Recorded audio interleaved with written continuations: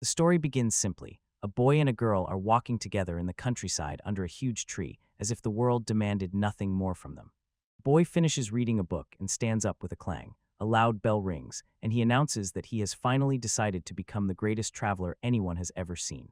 But she disagrees. She grabs her clothes tightly and sharply says that it is unfair because she should be number one. He freezes for a moment, as if truly surprised, then immediately breaks into that huge, confident smile calm, without any offense. Then she presses the matter again and solemnly proclaims, they both will be number one, they will become the best adventurer duo in history, ever to do so. Which makes her laugh and wildly rejoice in their great future together. Quickly flipping forward to the leaderboard filled with names and scores. Somewhere at the bottom place 96,743. The boy stands there broken to the edge, all sweaty, and intently looks at the board. He falls to the ground, loses control, and shouts that he hasn't improved even a bit, but it turns out for 4 years in a row he has remained dead last.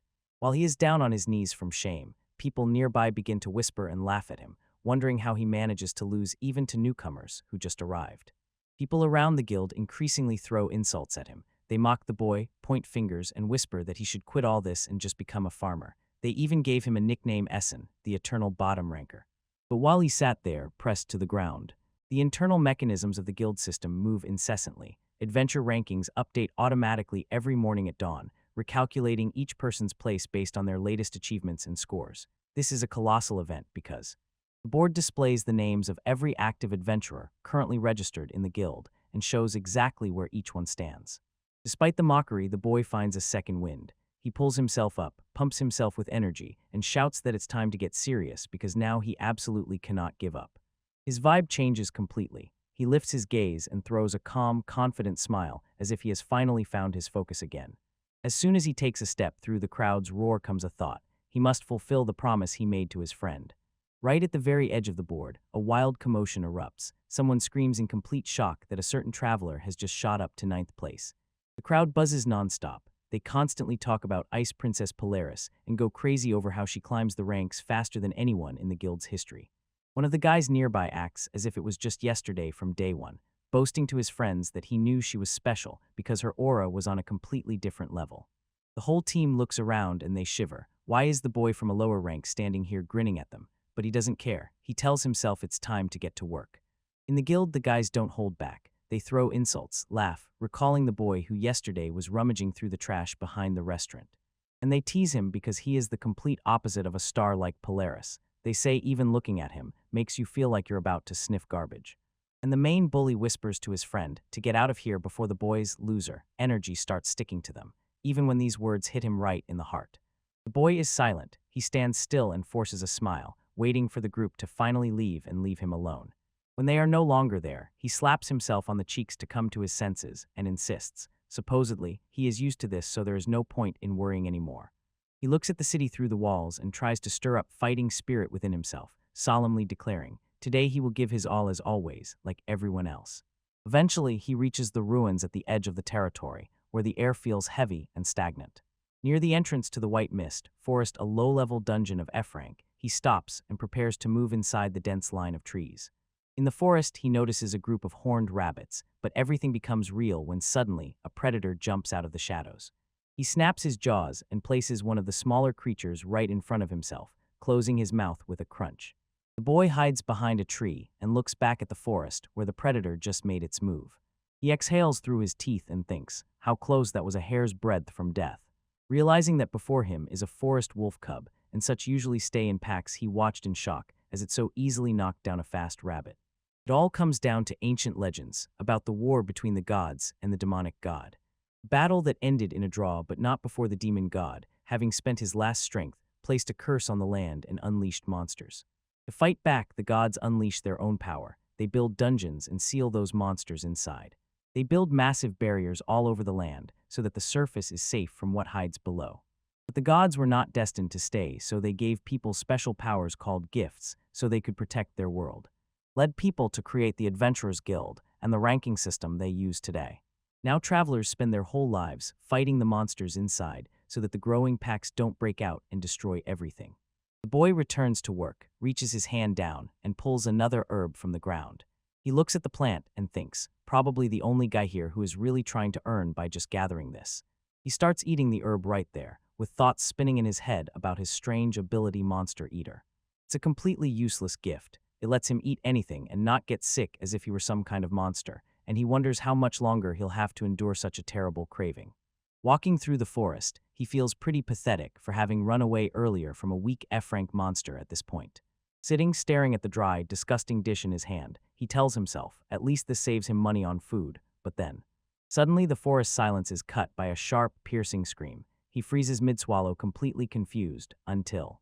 When someone cries for help, he quickly peeks out from behind a tree to see what's going on. Finds a girl pinned to the ground. She is crying and trembling, and above her, right over her head, looms a huge dark creature.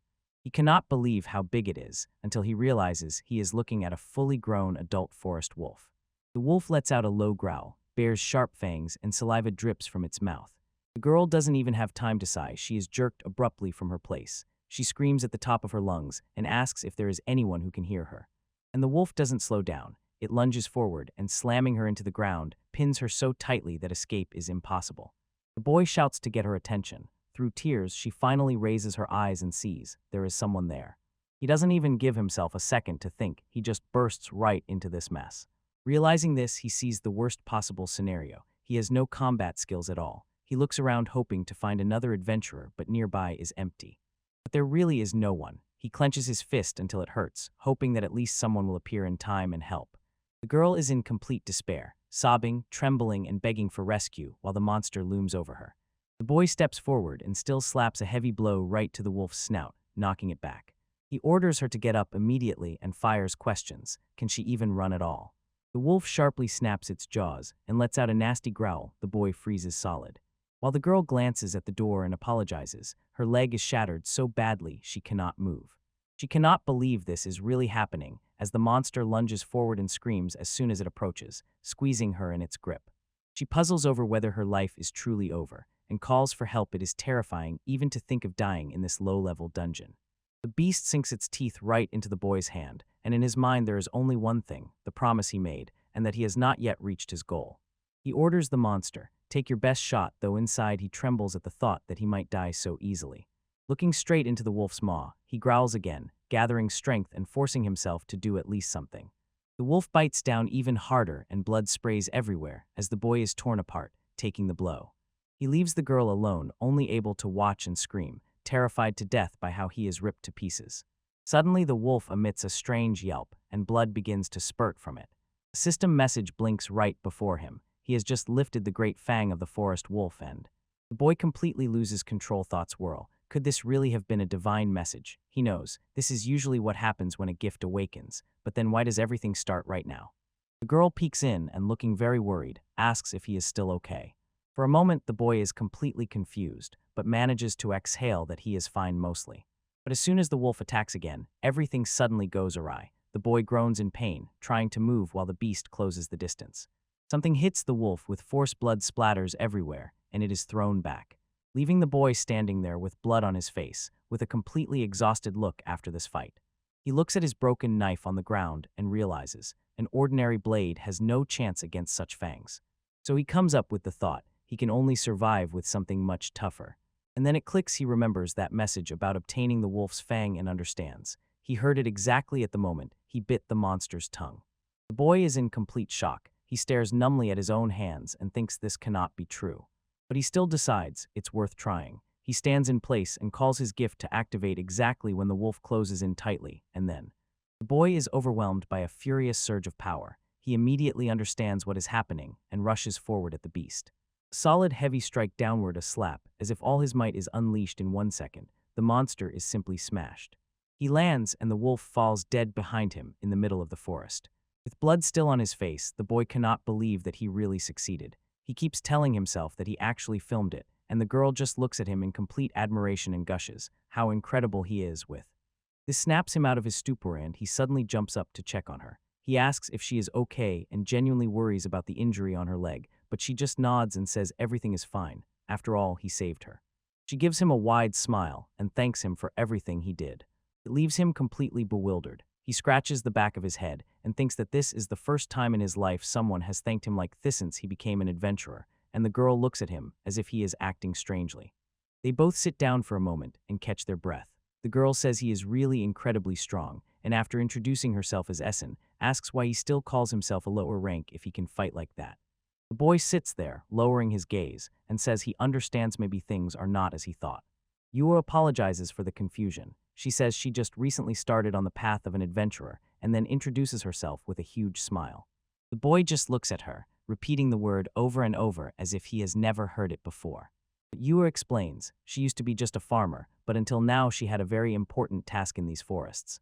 Turns out that in this world there are different gods, the god of travelers, who gives travelers special gifts and the right to clear dungeons. It turns out merchants receive favors from the god of wealth, and farmers like her receive help from the god of harvest, and each has their own clearly defined benefits. Yua says if a guy as strong as him ended up at the very bottom of the ranking, then the adventurous life is much tougher than she imagined, and all he can do is let out a weak laugh. Before lowering his gaze to his own hands and admitting that this was actually the first moment his gift worked in any way, Yua's jaw drops when she asks if he is really seriously making such a leap. Leaving the guy who froze and stared at the trees, he realized, all this time he probably looked at his own power from the wrong side. The guy sits and runs his power over in his head, and when it finally reaches him, he understands. His gift is not just a way to eat a heap, as he once imagined. Turns out that as soon as he swallowed that bull tongue, his gift made itself known for the first time and finally worked. Now he begins to doubt, does he really steal the monster's unique abilities just by eating them? And US supports this idea, claiming that, in her opinion, that's exactly how it happens. Earlier he had already tried eating monster meat both cooked and raw, but all in vain, so the conclusion was one. The trick is to swallow it while it's still fresh. The idea of becoming much stronger finally reaches him, and the possibilities hit so hard that he noticeably gets fired up by this thought. But then he changes his tone and asks Yua what exactly she was doing here, in these forests. He catches himself thinking that he got too carried away, and suddenly starts laughing, hesitating whether he got ahead of himself. The guy admits a dude stuck at the bottom of the hierarchy is unlikely to be able to do much, but Eva just quietly whispers that this is not true. He threw a glance at her and shouted her name, trying to understand what exactly was on her mind. And she suddenly becomes serious. She says she understands asking for such a thing is incredibly much, considering that he just saved her, but she needs him to do her a huge favor. Yua looks him straight in the eyes and without any hesitation throws out a huge request. She needs him to kill a forest cat. The boy can hardly believe what he heard and repeats the name of the monster after her again and again, as if it could turn into something else. She clarifies she needs a rare mushroom that grows on the head of this thing, but she has no money to pay for a real task. Yua honestly admits that she can no longer manage on her own, but the boy asks her to wait, saying that this thing is the toughest monster in the whole forest. Yua falls into despair and begs him. This is the only way to get medicine for her mother's illness. But even after these words, the boy still does not move and looks at her intently. Finally, he finds his voice and tells her that it is simply impossible. At these words, she freezes. And immediately he apologizes. He is even ashamed. He even asked about her situation, although he was already going to answer no anyway. He tries to explain everything. His previous victory was not a rule but an accident. The body acted on instinct, so essentially it was just luck. The boy closes his eyes and says that meeting such a powerful monster so suddenly is beyond his strength. They both stand for a moment in silence in the clearing, and then Yua tightly clenches her fist and tells him that she understands and sadly smiles, apologizing for asking him to do such madness. She turns around without a word and begins to return alone into the thicket of trees. So Essence calls out and asks the boy if he really doesn't mind letting her go, forcing him to say her name. In the forest, everything falls silent for a moment as the girl disappears further into the distance. Suddenly, Yua speeds up. Her heels dig heavily into the ground and she rushes through the thickets.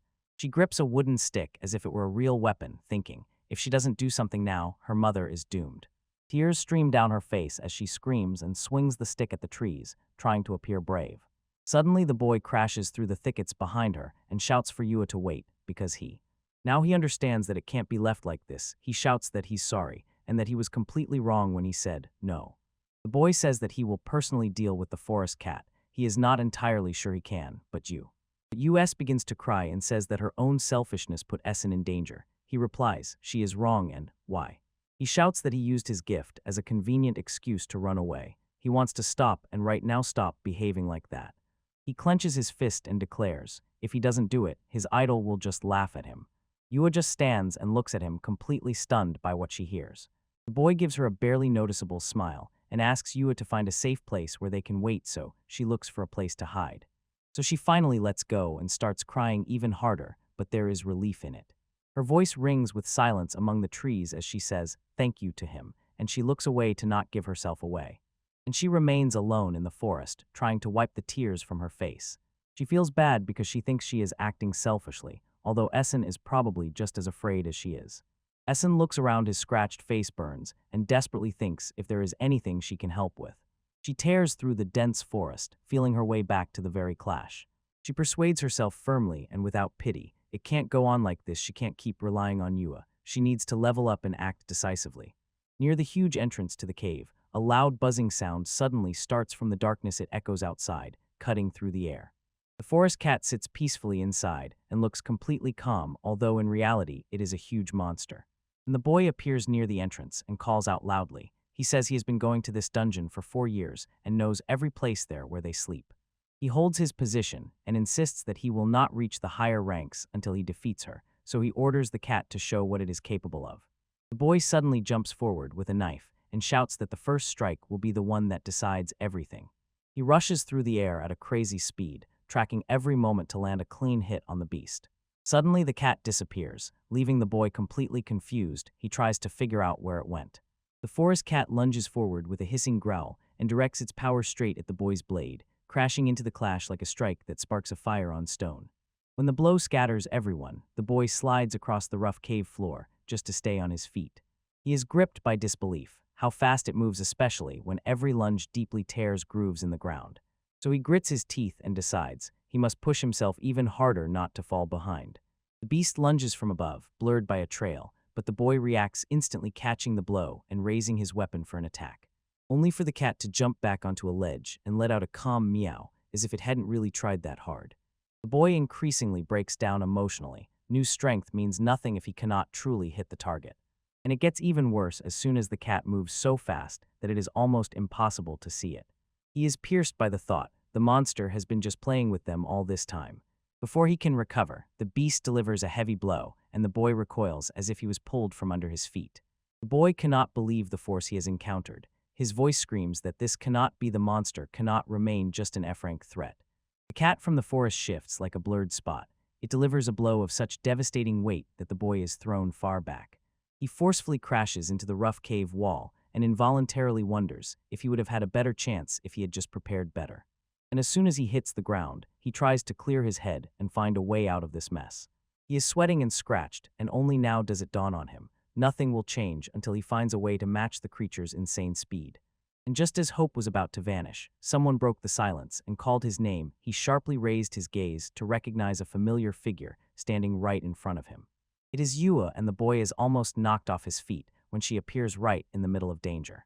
He tries to pull himself together and asks what she is even doing here, while the cat monster calmly watches the two of them. Yura explains she really wanted to help him. She even boasts about the trap she prepared, using a local rabbit as bait. But as soon as she says this, she gets carried away and she falls right during the conversation, so the poor rabbit remains just as confused as everyone else. The boy grabs the forest rabbit and holds it tightly. Shock doesn't let him come to his senses until he realizes this tiny creature is a monster, known for the furious power of its legs. When the forest cat lunged at him, the boy jokes to himself, just hope this doesn't end with him growing ears because of such a strange connection. And then he bursts into attack so fast that the ground almost explodes behind him.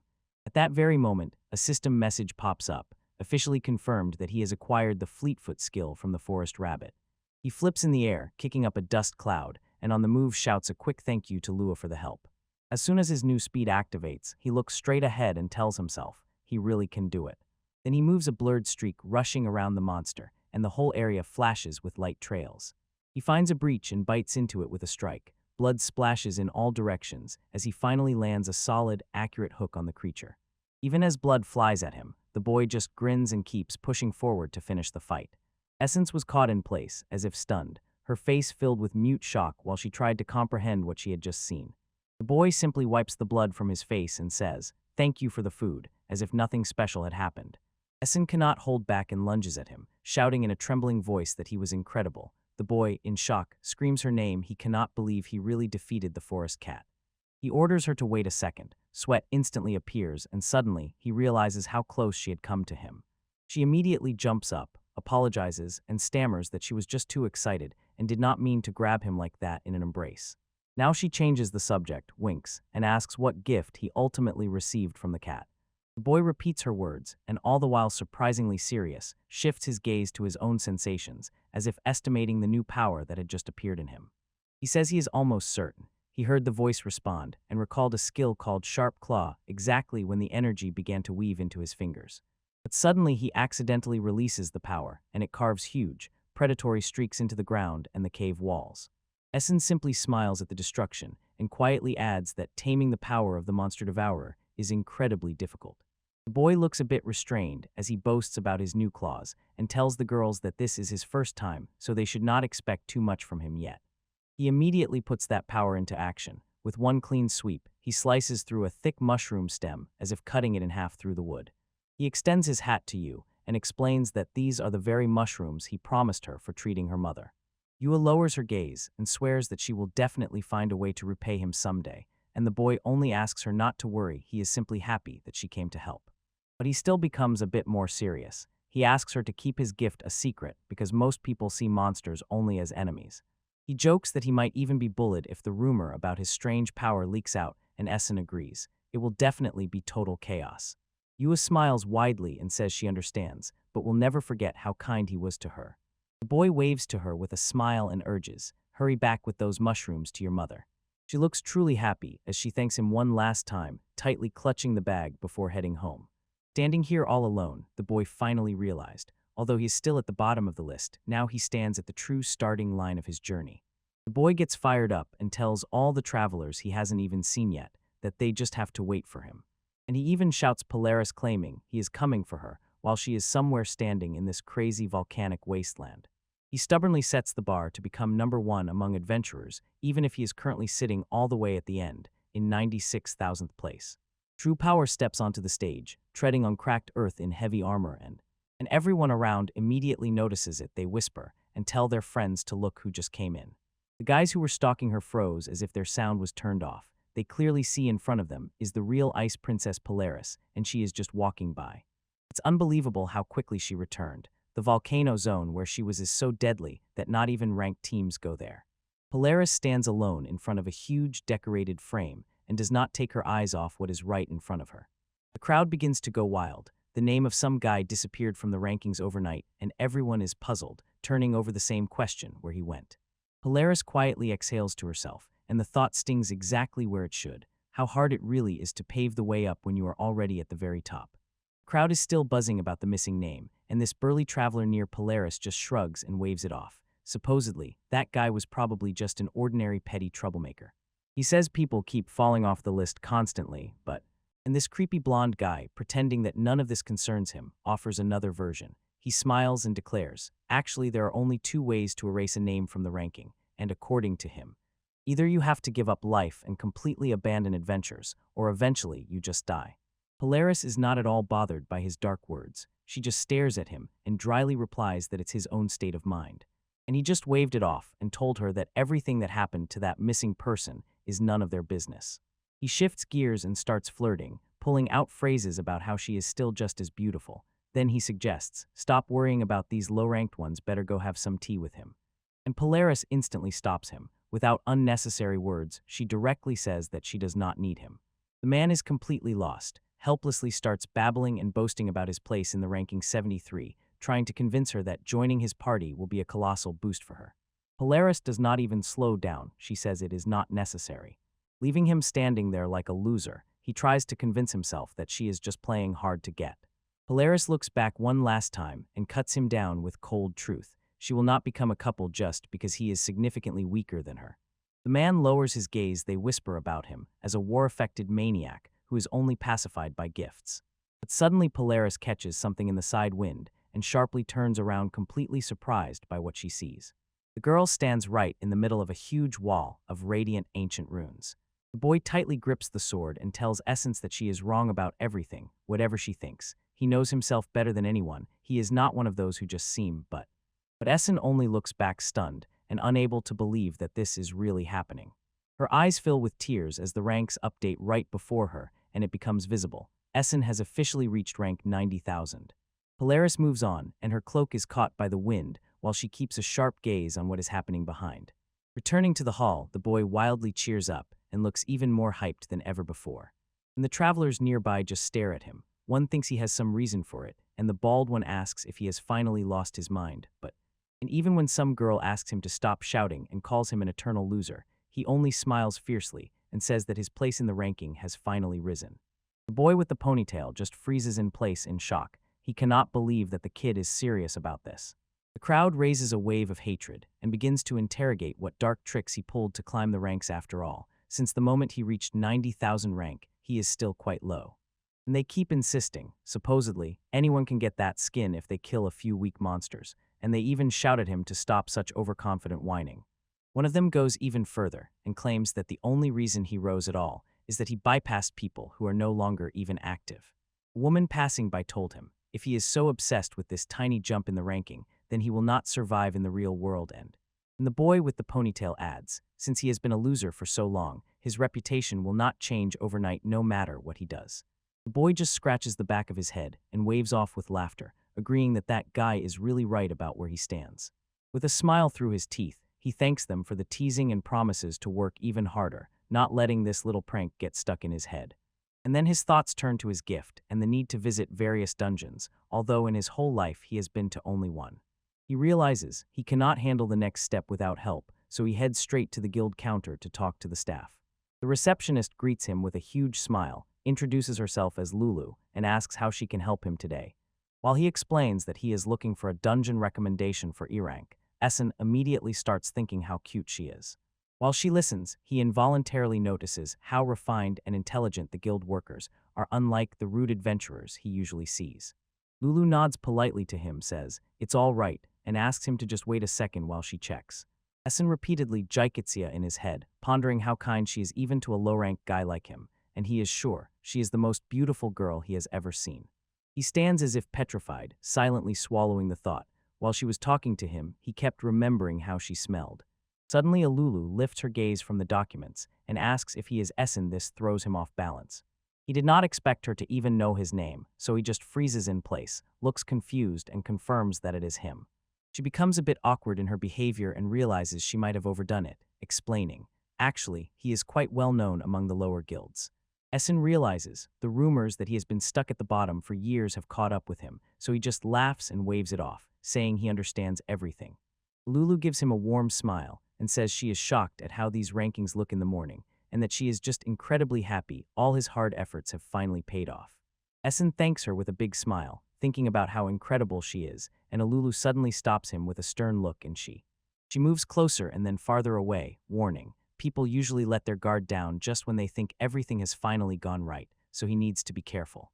He gives her a thumbs up and promises he can handle it, still wearing the same happy smile on his face because it's time to get down to business. She lays out all the different quest sheets on the counter. She starts reviewing the options to find something that would suit him perfectly, and then points to the Cemetery of Peace and explains, the undead monsters there are slow and simple, manageable for a beginner. After that, she mentions Ochre Underpass, a popular place where you can earn well because there are plenty of relics left there. She also brings up the traveling caves for their rare materials and warns that there might be too many to handle alone, so Essen looked at the list and immediately chose the undead. He definitely does not want to eat it, and decided to stay away from crowds and anywhere he couldn't handle on his own. Essen paused for a moment and said he really wants to go somewhere where the crowd doesn't press and where there isn't too much popular hype. Lulu flips through a pile of papers, pulls out one sheet, and asks what he thinks about this particular option. She introduces him to the Murasame swamps, showing all the details of the area while he looks closely, explaining that there is almost no competition there, and the monsters are quite typical, plus the materials sell for a good sum. They are hard to get. A determined look lights up in Essen's eyes, and he says that he has made his choice. He tells her that he is terribly glad that she agreed to give advice, and she replies, let him come anytime, and even offers to add some information to help him. He heads to the door, waves his hand to her, and shouts a quick thank you as he leaves. She gives him a broad smile and winks, wishing him the best of luck in his future battles. He crosses the road and steps onto the rocky ground near the entrance. Essen looks around the landscape and realizes he has finally reached the Arank Murasame wetlands.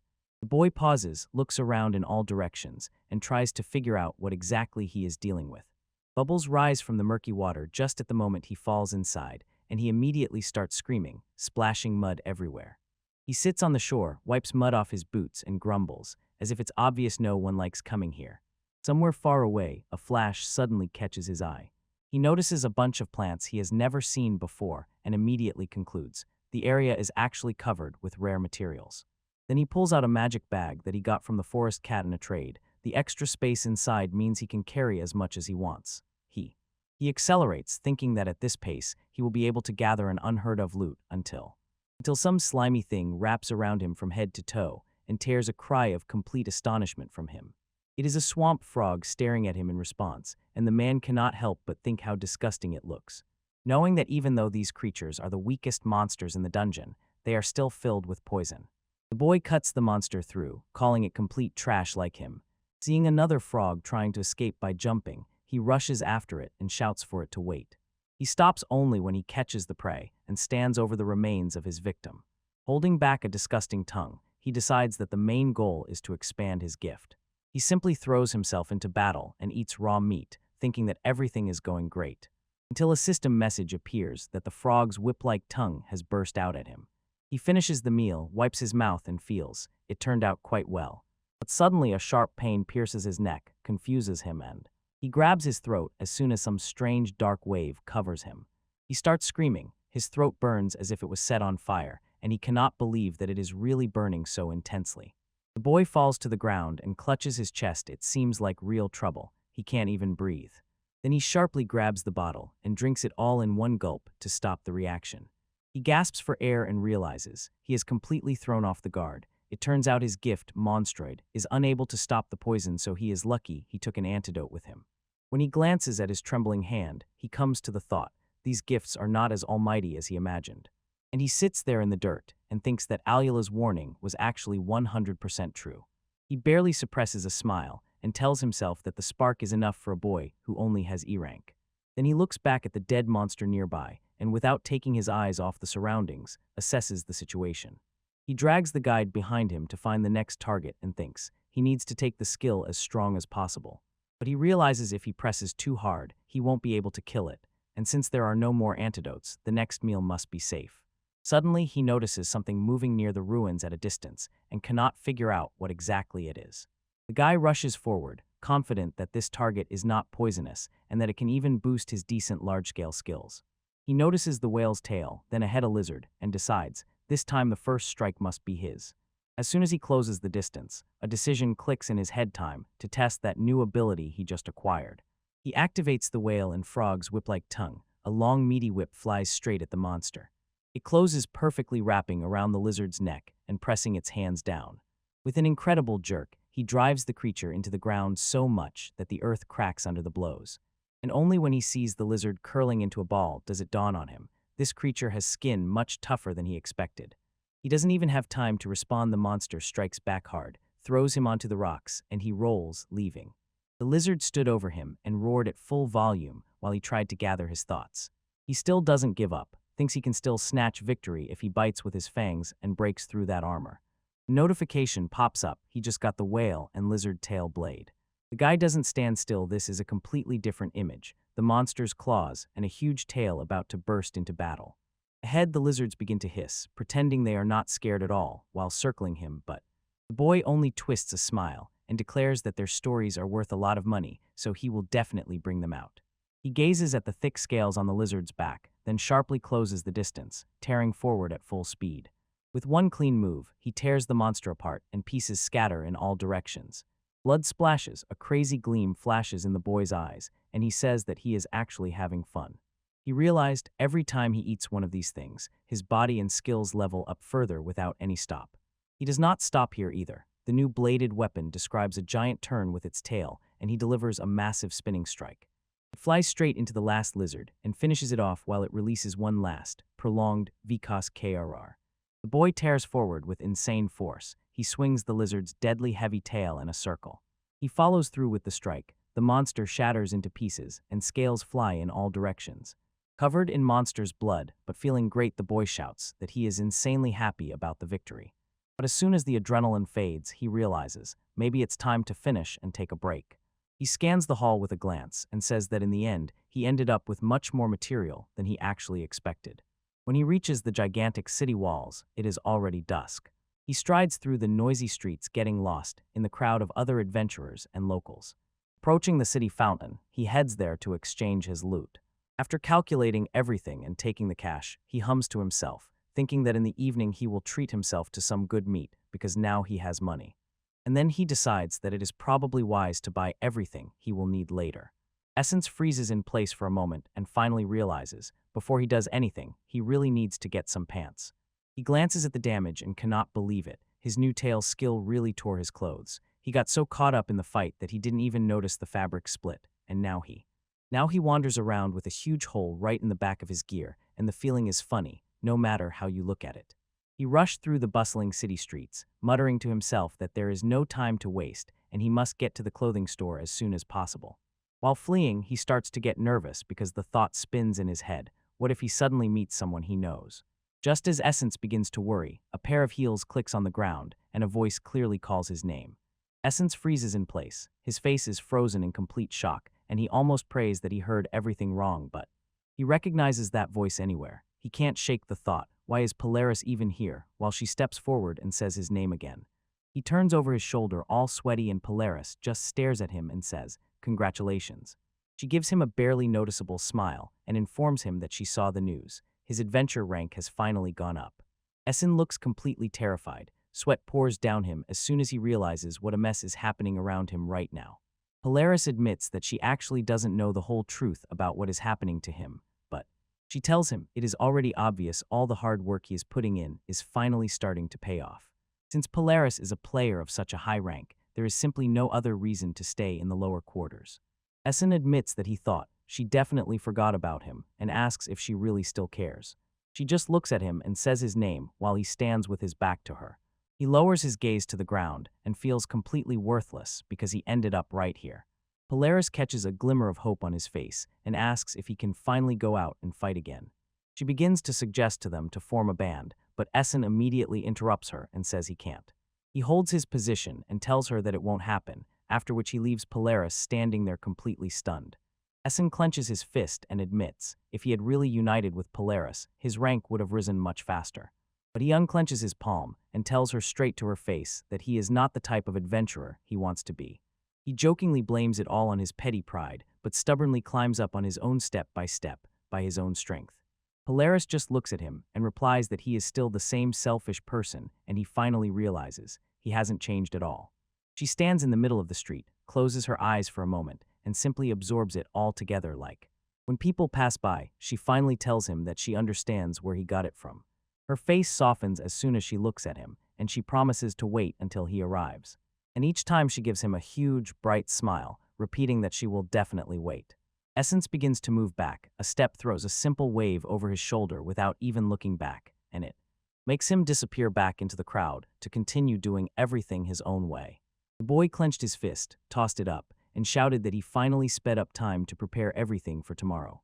He almost flies right into someone in the middle of the street. The other person just mumbles oops, while the boy keeps apologizing moment after moment, saying he's sorry. In a hurry, the boy keeps rushing off and runs away. Meanwhile, the one he hit just stands there with a strange smile on his face. A man in armor calmly voices what he sees, watching the boy walk while holding his own hand and looking suspicious. The camera switches as the sun begins to set. Someone calls out to get the shopkeeper's attention. It turns out to be the boy near the clothing store, politely asking the worker to give him new pants. Next, the story moves to Spirit Peaks of Thunder, a high-level A-rank dungeon where lightning continuously strikes the rocks. During the fight, a huge monster roars, and at that moment, a battle cry breaks out from someone rushing straight at it. Polaris runs at full speed, putting all her strength into the dash, preparing to take down the beast. She freezes with her gaze and activates the magic of the ice field, turning the entire floor into a weapon. The giant beast charges into a burst of pure cold, tearing out a ragged cry, and the blow shakes and pushes it aside. Polaris doesn't give it a second to rest. She calls the spell Icicle Lance and releases the spear. The icy spear pierces the monster through the chest, and Polaris wears a satisfied half-smile as she watches everything fall. But this is not the end yet. She notices a lightning-fast worm crawling up and instantly jumps into the air to get ahead of it. The worm tries to strike, but she is too fast. She cuts the creature with an icy flash before it can touch her. She catches her breath for a moment and realizes, while the storm rages, she has already taken down more than 20 such things. It's just fight after fight, but she knows, during the flooding period in these dungeons, it is always like this. She gathers her gaze, calls upon the power of the frozen star to unleash her permafrost magic and put an end to this threat forever. Later, the locals find her to thank her for taming the monsters every year, but she just tells them, it's nothing. When she leaves the zone, a thought spins in her head. She would really like everything to stay quiet and calm for a while. Polaris only nods in response with a smile, without any hesitation admitting she doesn't care about monster biology. Her plan is extremely simple, to pull them out one by one each time they appear. She leaves the quiet, snowy village behind and continues on her path. Meanwhile, the boy cannot let go of thoughts about Essen and realizes, you can't just stand still, even if he said so he will wait. He heads to the carriage and asks to be taken to Liebel, and the driver immediately ties it in his head. In front of him is a traveler. A whole week has already passed since he came across Polaris. The driver urges, faster, get in. Meanwhile, the boy is thinking about how training in swampy places finally honed his endurance for the further journey. He jumped inside and immediately realized he did not set out alone. Somewhere below behind some man, he looks at him so intently and slyly, as if sneaking, and those eyes sharp, cat-like. The stranger barely smiles, mocking, as if to say this is the same boy who once got stuck at the bottom of the ranking. The boy sits and runs through thoughts. From the very moment they just met, this stranger behaves too roughly. And that guy just keeps sneering, acting as if he is the master here, and the boy is just a spectator, frozen, confused in place. The stranger addresses me even before introducing himself as Kate, and only then the boy sharply pulls back. He never asked him to call him by name. The boy makes it clear that he is no longer at the bottom of the ranking, but Kate snorts disdainfully and cuts off. He doesn't care. When the boy looked at him, another assumption begins to stir in his mind. Maybe this boy's rank is not as high as he imagines. After all, his equipment looks as if it has been honed for years in hard work. It is clear that he has already seen battle. He will have to admit, that boy has his own aura, and just then, even Kit begins to say that the e-morning adventurers are actually not simple, and asks the boy if he is even on the same level. He tells the boy not to equate him with eternal baseness and black envy and warns, the faint-hearted better just go home. But a serious sparkle flashes in the boy's eyes, and he orders Keith to stop calling him by that name. Essen immediately gets right in the boy's face, introduces himself. My name is Essen. Stop using that other nickname. Keith just closes his eyes and twists his lips into a smile, as if he is really embarrassed that Essen is brushing off his kindness. But he lets it go. He still calls him Pessin and says to prove that Essen is really worthy of reaching the top. Essen will not accept this. I will get there, even if I was not told, and I owe you no proof, Keith. The scene changes, a stone wall that reaches the horizon, and the long journey finally comes to an end. The driver looks outside and informs the two that they have finally reached their destination. Essen jumps out of the cabin and raises his hands up, shouting that such a long journey really wears you out. Keith tells him that he is behaving like a complete troublemaker, but Essen just shrugs. He can't help it, he has never really traveled anywhere. But something catches his gaze, and he lets out a loud scream from his chest. View from behind the wall, Essen is completely stunned. Finally, he sees the sea and the port town spread out before him. The cat again calls Essen with that irritating nickname. Insands jerks back, throws at him, I am Insands, and asks what he really wants. Cat smiles crookedly and warns, don't be so careless with his name, otherwise he will tear you apart. Then he also asks if you are heading to the dungeon. Insands says that for now he only plans to scrutinize the place, then throws the question back at him. The cat just waves off with laughter and replies that he has much more room to breathe than Insands, so he won't even start until tomorrow. Essen moves further and further away, thinking how lucky he was to come across such a complete eccentric. The path stretches right to the very edge of the water, where the waves break against the rocks. Eventually, he reaches the entrance to the Erank dungeon, a huge place called Murmuring Reef. Essen stands still, absorbing everything around and finally realizing he has truly reached the reef of roaring waves. He remembers how Alula told him about a secret place where no one else goes, so he heads there. Essen feels quite good here, figuring out how he can gather all the skills he wants while he is putting on the gear. Another thought spins in his head. You can earn quite well on the side on hunting tasks where they hunt monsters. Turns out the dungeon where no one goes is eventually overwhelmed by a bunch of requests to clear it because Because if the monsters continue to appear and the place becomes too cramped, the barrier will break and they will start attacking people. Lulu explained this to him and immediately pointed out, although the place is quiet, they actually pay quite decently. The goal for today is simple. He has to find and destroy these 3-leaf crabs and so with one glance, he notices one of the monsters hanging somewhere nearby in the water. When he looks at it, memories surface. In childhood, he heard stories about stampede monsters that almost destroyed the village and honestly, forget about money or rank, he just needs this to never happen again. He understands, it's time to go higher and sometimes take on such jobs to keep everything safe. The leaf crab just sits in the water until suddenly it senses something wrong. The guy swings for a heavy hit, but his weapon barely leaves a dent and he can't believe how tough this shell is. It is necessary to retreat and abandon the position in the water while there is a moment. But the monster is already making a sharp swing with its huge claw almost cutting off his head. He is trembling from the force, and he shouts, a monster of E-rank level should not have such power. The crab does not give him a moment of rest. The giant pincers close and snap, pressing him to the very ground. The boy only smiles crookedly and says, the monster really calls him to bring that back, because he is used to being constantly underestimated. Without wasting a second, he dives back into the fight and shouts that he has already dealt with humiliation, the one that lasts a lifetime. He remembers these monsters have a vulnerable spot on their bellies, and they might not be able to jerk back and forth quickly so he pulls that very hold, goes around the side, and delivers a colossal strike that flips the crab upside down. The boy confidently says that the monster is completely helpless once it is flipped over. And then he goes to prepare a huge portion of the creature's leg, checking if it is really edible. Not that everything was easy. He cannot break the shell, grumbles that even the base of the leg is incredibly hard, but eventually still manages to squeeze inside. The meat inside is boiling, and as soon as he takes the first bite, he is instantly knocked off balance. Such a delicacy that he cannot restrain himself. He smiles, completely lost in the taste of the dish. He catches himself thinking about the perfect texture and how the sweet salty aftertaste of the sea merges with incredible tenderness in one chord. Since early morning, he dreams of becoming a master chef and, ultimately, taking control of the entire food industry. He even imagines how Polaris helps him run a restaurant where everyone is served a stinky dragon casserole. But suddenly he shudders, as if a hook was pulled, and growls at himself that he is a fool. He clearly remembers his true goal again, and shouts that his dream has nothing to do with winning some restaurant rating. The boy walks along the rocky shore and thinks, if he keeps shaking like this, he will never catch up with Polaris. So he decides to head to the city to find a decent place where he can spend the night. Passing by shops, he forces himself to focus on the main thing, the cheapest place possible, and that is. At that moment, he stops in front of a place called Coral Pavilion. The smell of soup coming from there was too tempting to pass by, so he pushes the door, jerks it open, quickly says, hello, and enters. The man behind the counter immediately meets him and asks if he is looking for a room, like a traveler. The boy replies that he will stay for about 5 days, and the man tells him to stay as long as needed, and from somewhere a voice flies up, incredible. In the shadows appears a mysterious boy boasting he is the strongest traveler in the whole world. He insists that he descended into this dungeon for a specific reason, but in reality, it is just a short detour for him on the way.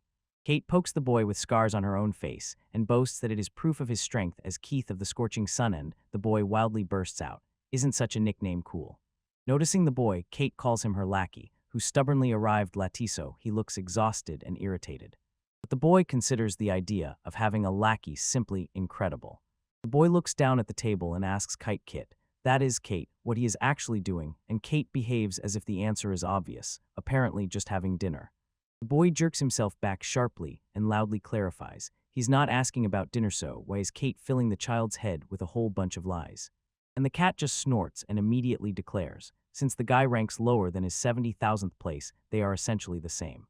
The boy approaches and asks the lackey what his rank is. He mumbles that it is about 76,000 and then is forced to admit he doesn't even have a single cool nickname. The cat meets his gaze and asks if he has finally given up his title of eternal last place. From these words, the boy seems as if he is about to lose it. Then Kit orders first to rise in the ranking and let him pass, and only then to respond. The boy just stays in place and begins to cry from helpless despair. The boy clenches his shirt and hisses curses at himself, feeling a burning pain. He has really been training hard lately to become stronger. Kate smiles crookedly and tells the boy that his recent promotion in rank is pure luck. He insists that he only knows the version of himself that hides failure, laughing like an idiot, and then And then Kit unfolds a conversation about how much he hates the true essence of this boy. Before patting him on the shoulder and saying that for a boy with 0 achievements, this is a completely honest way to look at things. Kate simply turns around and leaves the restaurant, leaving the boy standing there completely exhausted until Nick's child watches all this happening and anxiously looks into the face of events. Late that night, the boy lies flat on his back in bed and just stares up at the ceiling, clenching his teeth and scolding himself because he couldn't even come up with anything in response to Kit's insults. Suddenly, there's a knock at the door. The boy sits up and tells them to come in. The door creaks open and there stands the boy from the restaurant, asking the boy who he is. He introduces himself, Nick. He says his dad runs everything here and asks the boy what his name is. The boy sits on the edge of the bed and finally tells the child that his name is Essen. Before asking Nick if he wants his dad to find out about breakfast tomorrow, she notices that Nick is holding a mop and immediately says, "Good that he is helping." Nick replies, "Well, I guess I am," and then explains that he is saving all his money for a sword because he is going to conquer the dungeon. Essen gives the boy a warm smile and says that sounds like a very cool goal, but inside he still couldn't help but wonder, was he ever the same as this? Nick starts swinging the mop like a weapon and shouts that he will defeat Essen's friends and all the other travelers there are. Essen just laughs and says he understands how things are, so he definitely can't afford to lose to a child. Nick repeatedly yells that he won't lose to any low-status untitled person, and finally really hits Essen with the mop. Essen clenches his fist and thinks about how in the world they even manage to live. Results, that's what really matters to people, nothing more, and that in the end. Realizing that numbers are the only way to measure a person, and that strength is the only thing that gives them value. Essen keeps his eyes on the goals and thinks that they all just measure upwards, knowing that one day he will definitely miss guys like Keith and even be surpassed by Polaris. Morning falls on the harbor, and the seagull just sits there watching the sun rise until. A few minutes ago, when he was still in the shop, Kate finishes breakfast and thanks the owner for the food, which catches Essen's attention. He finishes off 2 more, waves, and thanks the old man before leaving. Trying to catch up with Keith outside, he calls his name to get his attention. Kate confuses and calls him Pessin, so Essen corrects him and asks if he can go with them to the dungeon. Kate just shrugs and waves his hand. He can do whatever he wants. Essen catches up with him with a big smile and thanks him for what happened yesterday. He says, although things have been going well lately, he still feels he still has something to learn, so it's better to keep grinding at work than to be bobbed. Keith just looks at him arrogantly and states that strong guys naturally give the weaker ones some advice. Essen couldn't stand it. He told Keith that his advice was simply that he was acting like a real jerk, but as soon as they continue walking, they come across a group of guys pulling a huge cart. Keith notices the load and asks if they really caught these creatures alive, or if it's some kind of hypnosis manipulation. Essen admits he hasn't even heard of monsters being pulled from the dungeon while they were still breathing. Kate explains that some monsters are used as ingredients, and fresh ones sell for much more, and although it sounds very dark, Essen just shrugs saying, that's the job. Kate does not take her eyes off the wagon. He definitely senses some strange feelings from this whole setup. There they both go out to the edge of the cliffs, hanging over the water. And Essen decides to move on his own, says that since they are both solo travelers, it makes sense to split up. Keith couldn't resist and reminded, no benefit from their union with such a weakling as him. Essen got irritated and snapped that he doesn't need to hear that every 5 seconds. He tells Keith, just call him if you get into trouble, and Keith lets out a half-indifferent wheeze and continues on his way. Waves crash against the rocks below as the two finally part ways each on their own path. A giant flower monster lets out a sharp, piercing scream, but Essen intercepts the attack and doesn't hold back. He shouts at full volume, putting all the strength he has into the finishing blow. He jumps high into the air and shouts his fatal move, a power of a completely different level. He slams down so hard that he shatters the monster and the ground around. Essen freezes for a moment in place. His huge blade rests on his shoulder, and he looks almost satisfied with how everything turned out. He looked at the monster, deciding that it was definitely a leaf star, and began estimating its skills, but a loud scream cut through the air. Ere Essen knows, his voice sounds exactly like Keith's, and rushes to where the noise is. He can't believe his friend is in trouble. He shouts, asks Kit where he is, and if he is all right, but suddenly freezes in place as soon as he finally notices a figure from afar. It's Kit, but something is wrong. Essen looks completely confused and asks what really happened to his hand. He fixes his gaze on Kit's hand and asks if the monster really caused that much damage, and Kit just looks back and asks if he is responsible. Kate bursts out laughing at the very idea, says it can't be true, while keeping his gaze downward. Kate glances back at the charred patch of earth that was just indifferently mentioned and says that his opponent is now just a pile of ashes. Essence freezes as if rooted to the spot, stunned by the thought that his own gift definitely wouldn't have been enough to pull off such madness. He still stares blankly at the ruins and has no idea what force could have turned the monster to dust, while Kitch grabs the potion. Kit doesn't waste a second. He bites the cork off the bottle and prepares to treat his injuries. The liquid hits his hand and works immediately. A flash bursts out as the healing process begins. Under the scorching sun, Essen names the gift, and Kate boasts about his singed sleeve and explains that his power lies in creating flames. Kate throws him a smug look and asks if he is jealous because he has the perfect gift for the one destined to be on top. Essen immediately catches the point. Elemental powers are extremely rare and too useful, so it becomes clear why Kate gets so worked up and talks so loudly.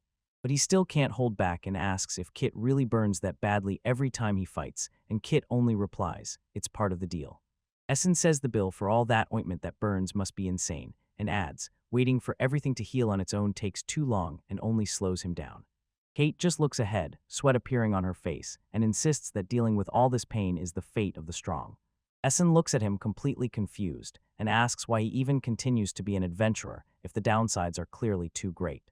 Big Keith catches that incredibly intense look in his eyes and says he said it many times before, but he isn't going to change his mind. They stand together on the edge of a high cliff along the path, while Kit looks at the horizon and says he will become the strongest. He clenches his fist, showing the bandages and tension on his face, and shouts that he must become the best at any cost, regardless of.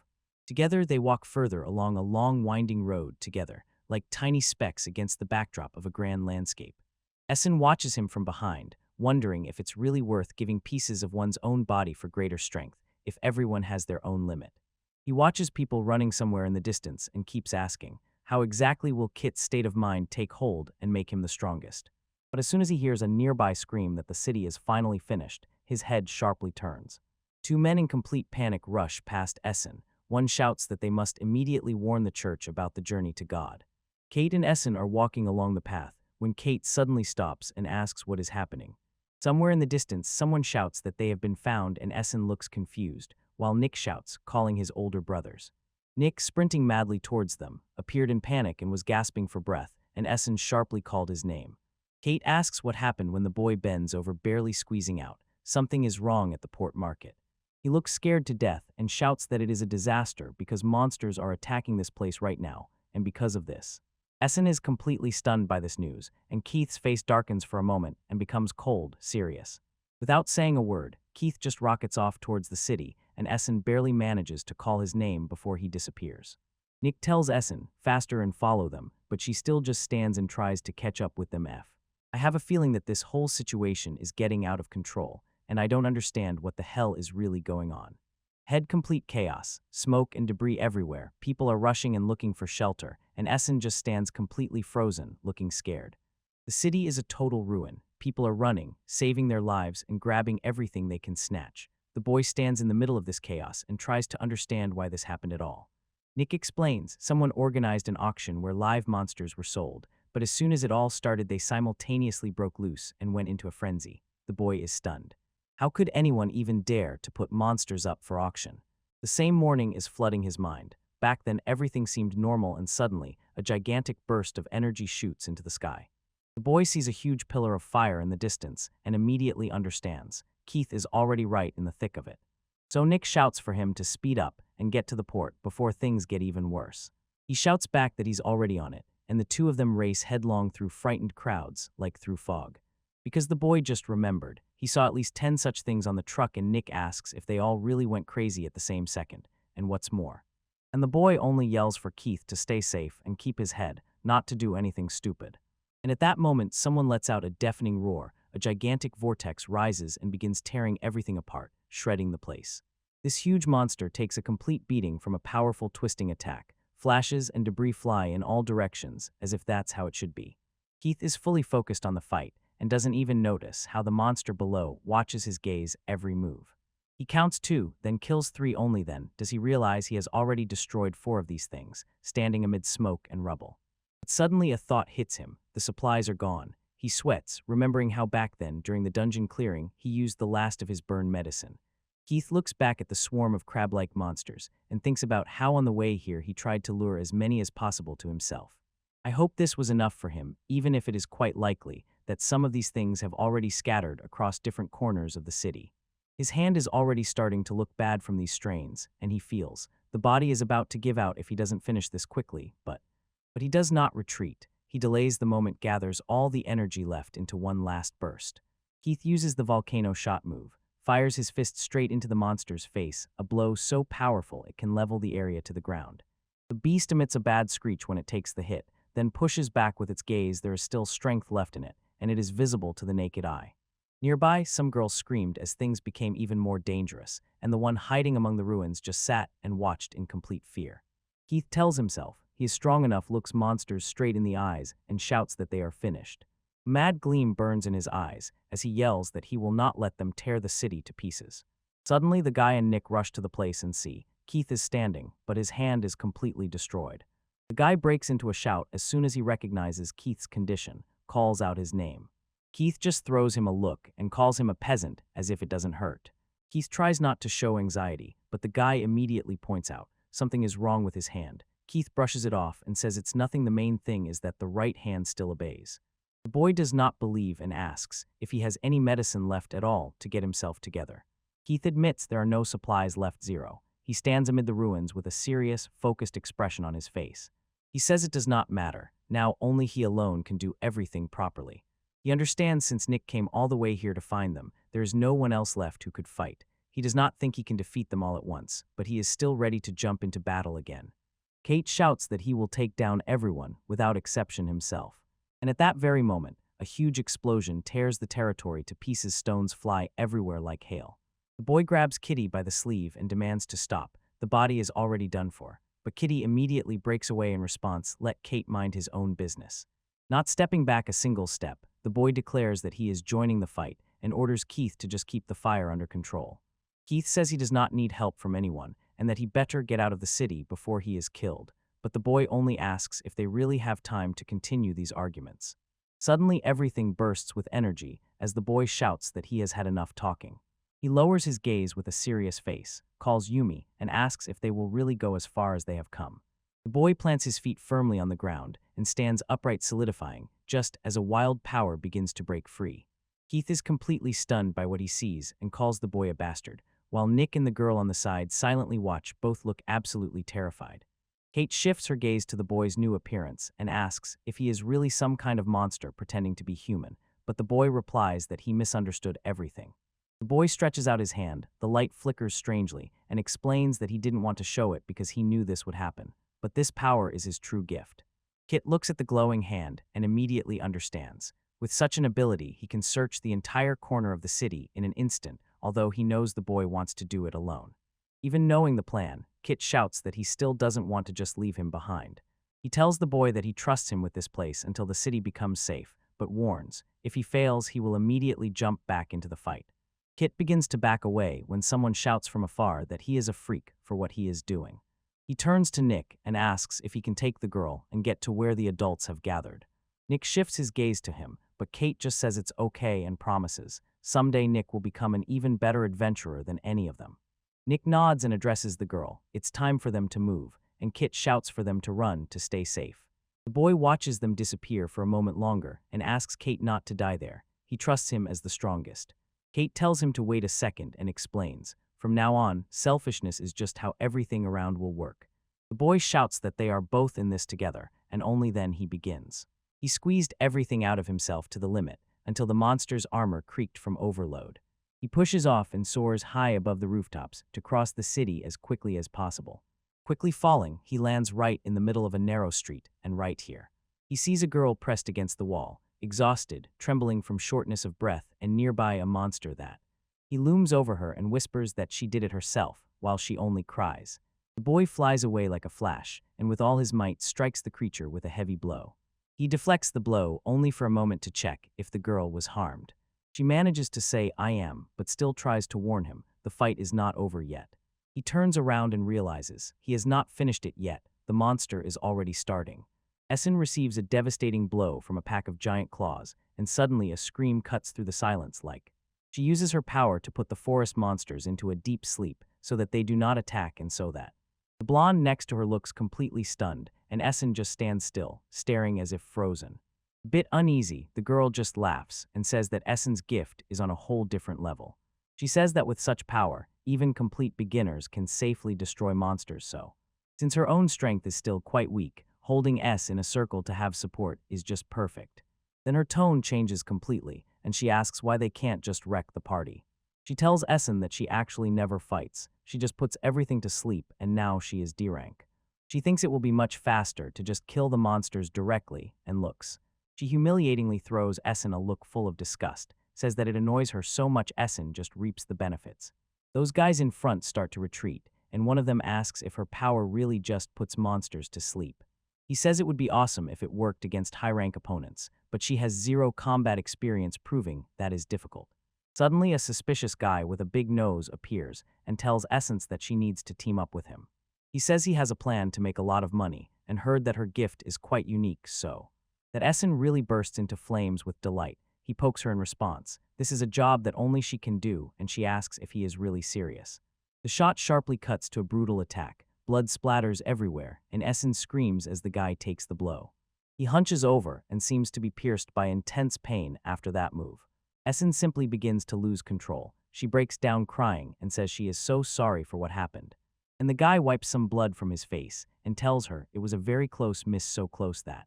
While Essen asks if he is okay, he waves it off. No big deal. He explains that everything is fine because the injury really isn't that bad, and she silently looks at him, tears still shining in her eyes. And when he looks back at her, he finally sees who she really is. The guy starts putting everything together and asks if she is the same person he saw earlier that morning.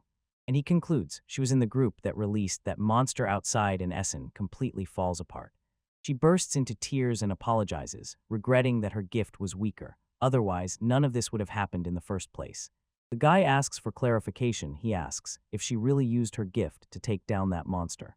The monster's eye twitches and suddenly opens wide as it begins to wake up and becomes aggressive again.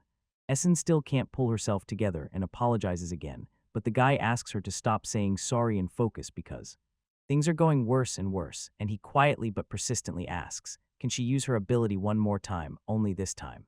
The monster attacks while someone shouts at the top of their lungs that their friend is in serious trouble. And Anna Essen really looks quite frightened. Edge says she can't do it, and the boy is struck to the very depths of his soul. She explains as soon as they wake up, they develop resistance to her power. The boy shouts back, asking how she managed to sell them alive then, but she only cries and apologizes again. Essen cries, recalling how deep down she knew it was dangerous, but she was so happy her gift was finally needed by someone. She acted without thinking, and the boy begins to piece everything together. He remembers those two others and wonders if they brought Essen just to use her power. But he immediately cuts off that thought another disaster unfolds ahead. He tells himself, first, he must deal with the current catastrophe and most importantly, gather everyone in a safe place and find out where Keith disappeared to. But suddenly a huge claw bites right through the building next to them and covers them both unexpectedly.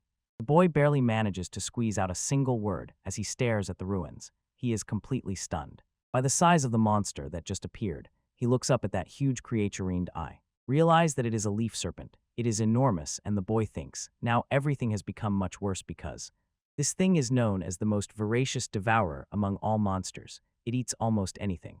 When the boy finally realized why the city was so devastated, it became clear. No ordinary leaf crab could have caused all this damage alone.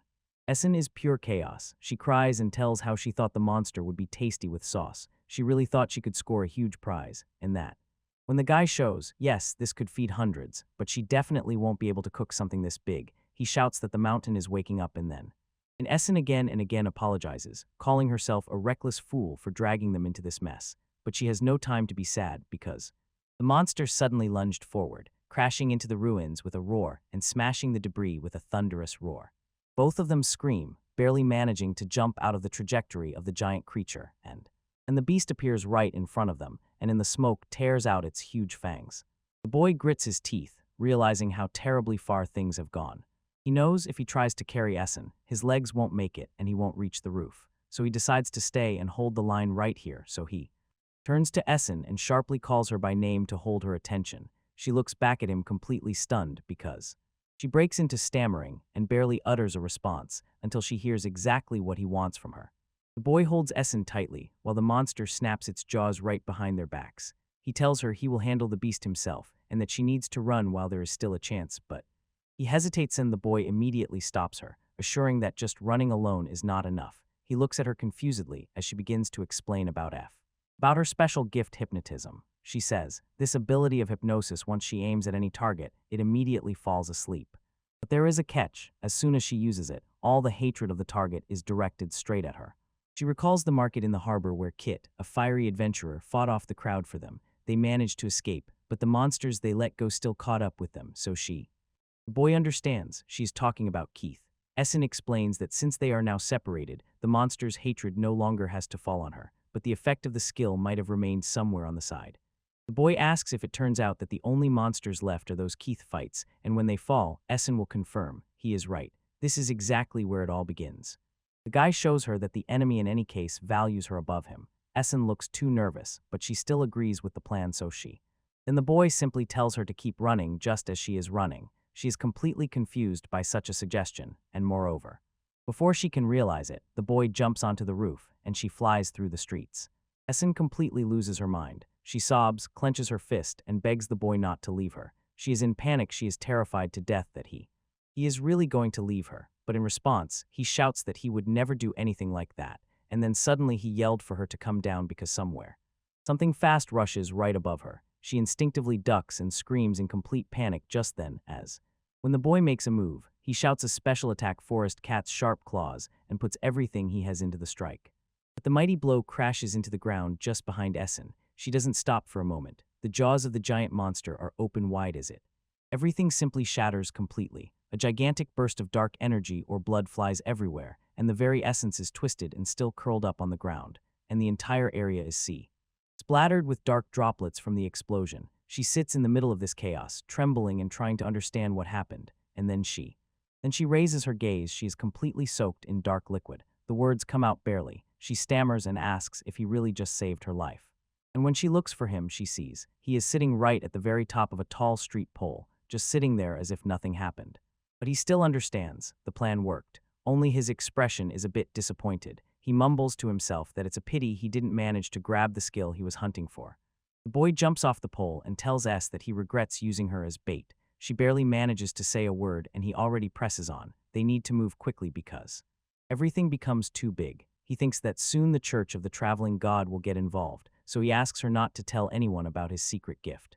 He suddenly rushes down the alley, shouting back that he counts on her to keep silent. Essen stays on the ground, just looks at him in complete shock. She's all covered in the dark mess of the monster, trying to gather her thoughts, make sense of everything, while the rumble takes its toll. Massive stones and debris fall from everywhere. The entire area shakes from the shocks after the fight, and then the boy finds the last remaining monster. He barely manages to react when the boy says his time is up, and the monster just stands still.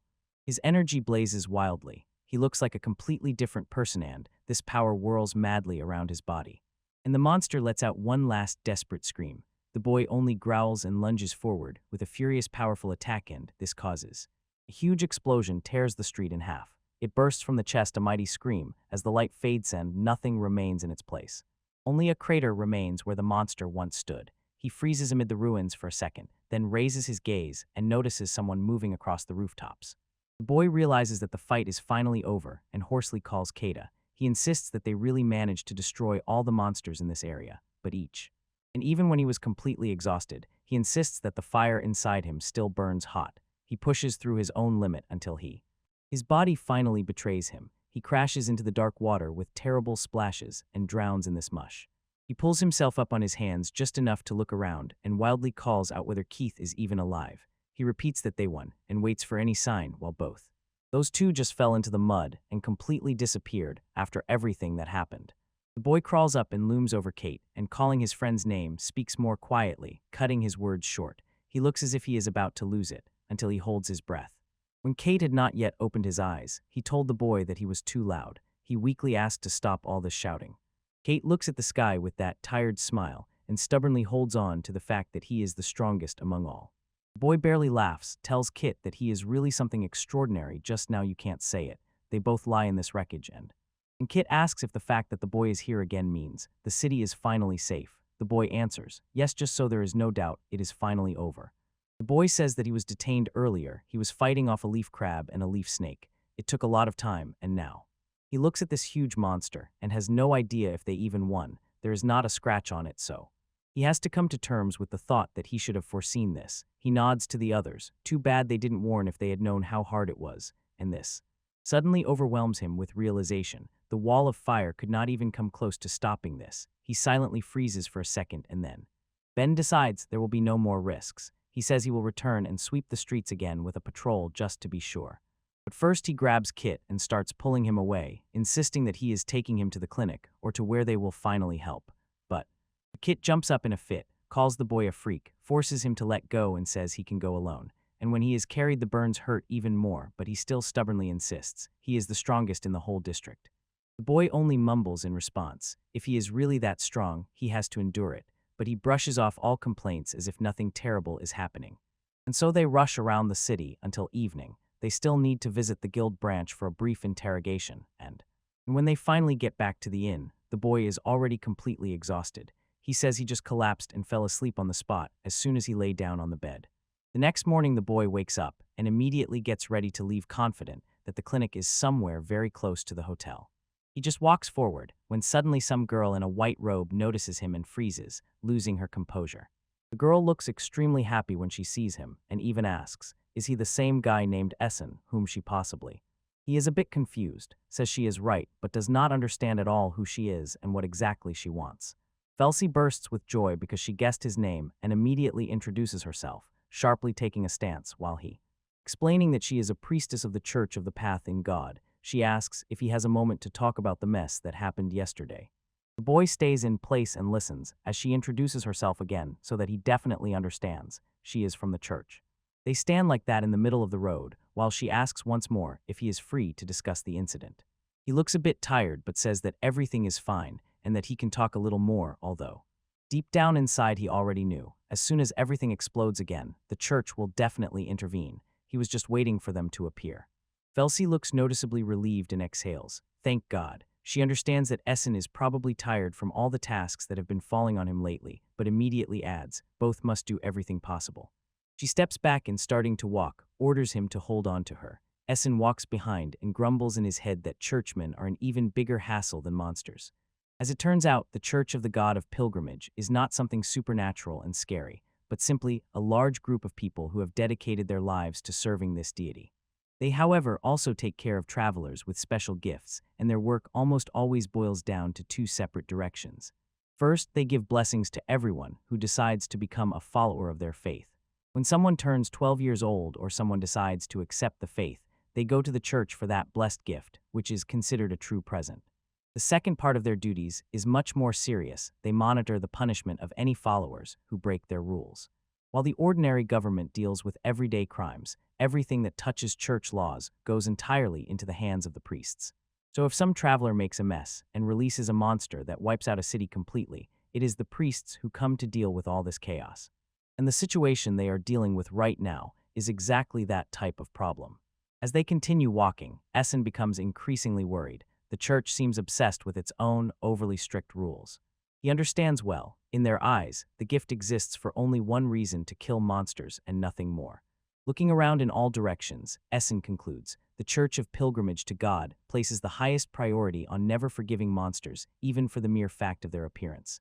And this makes him feel even worse because he knows, sometimes his own body really turns into a monster. If they found out the truth, they would definitely track him down and hunt him. Felsie cheerfully interrupts his thoughts and calls him to follow her inside, and Essen simply obeys. They enter the room and she orders him, wait a second, let him remain standing in place and wonder what she has planned. Essen sits down and tries to take control of the situation, declares that he wants to discuss the details of the case. Felsie cuts him off mid-sentence and snaps, saying that she already knows everything because she read all the investigation materials in advance. He barely opens his mouth when with a thud on the table appears, as if slammed down, a huge pile of food, sausages, eggs, and oysters. Essen remains in place stunned and completely confused, overwhelmed by the weight of that mountain of food she just brought out. Essen looks completely bewildered when he is called a hero who saved the entire city, and Felsie behaves as if nothing terrible happened, says that she wanted to see him so much that she came first thing in the morning, even before breakfast. Essen looks at her and asks if she really intends to eat all that food right here. She starts stuffing her mouth and immediately shows that she is not going to share, but Essen just says that he doesn't need anything at all. He tries to put everything in order. Supposedly, the real hero is Keith, and he just helped a little F. Felsie believes she is behaving modestly, but still insists it's true, and asks to keep the conversation short because she wants to visit Keith. She explains that because the monster hunt went so dirty and chaotic, some details probably fell out of the official records. She also definitely says that in her own version, she still gave him and his friend a lot of credit.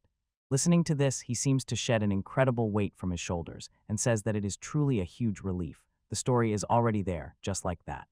Felsie prepares to dive into questions, and Essence remains sitting, trying to figure out what to ask her first.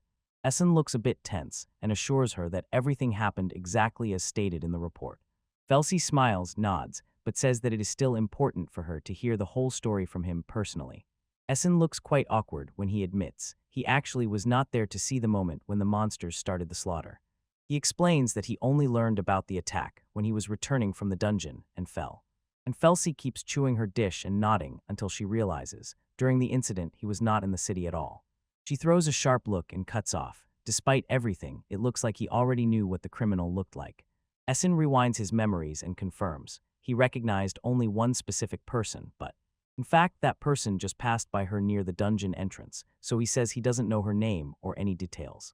He asks if they have already managed to find the culprit, and Felsie just playfully looks at him and waves it off. It's a secret. She finally speaks out. The hypnotist is kept in the storeroom and Essen just sits still, digesting the news. Felsie stirs some food on her fork and shows how strange it is for a criminal to surrender to himself like that. Essen looks too tense and asks what exactly will happen to the girl now. Felsie throws a dark look at him and states directly, it will be execution, the death penalty. She casually takes a sip and adds that they do this only after the person's gift is taken away. What is there to fear in the church if it all comes down to the priest deciding right on the spot? Felsie says that they all deserve death, but this girl is definitely the most guilty of all. She explains hypnotizing monsters is one thing, but losing control and putting the whole city at risk is much worse, and Essen looks a bit uncertain and says he thought all this was already covered in the report. He clarifies the girl's gift had one flaw because of it. Monsters were drawn in the opposite direction from the evacuation. And even though she ruined everything, he insists, she is the only reason why the damage to the city did not become much worse. Felsie throws a creepy look into her own eyes and asks if her rank will increase if she kills the monster she brought. Her question confuses Essen so much that he remains completely silent, and they sit for a while in heavy silence until his tea cools. A little later, she exhales the tension and says that she almost grasped the main essence of what happened. Essen pretends everything is under control and replies that he is actually glad at least because he was able to help a little. Felsie looks at him and says she is honestly glad because both he and Kit must be nearby to protect the city. Then she bows her head low and solemnly thanks him on behalf of the entire temple for what he did. Essen fidgets a little awkwardly with all this and eventually just throws a brief, nervous answer. He decides it's time to leave and says, I'm flying out now, but just as he reaches for the door. Felsie raises a rumor that someone saw a monster resembling a human or a human resembling a monster. And she holds him back with a look, checking if he knows anything about it. Felsie looks at him intently, and on her lips is a polite smile as she asks if Lord Essen has any ideas. Essen cannot hold back for a moment and completely breaks down. He shouts that he knows nothing at all. He tries to turn everything into a joke, saying that in the midst of chaos, everyone is confused, so maybe people just saw the wrong thing. Felsie only nods, saying she understands. Even he himself does not know what is going on here, although he is in the city.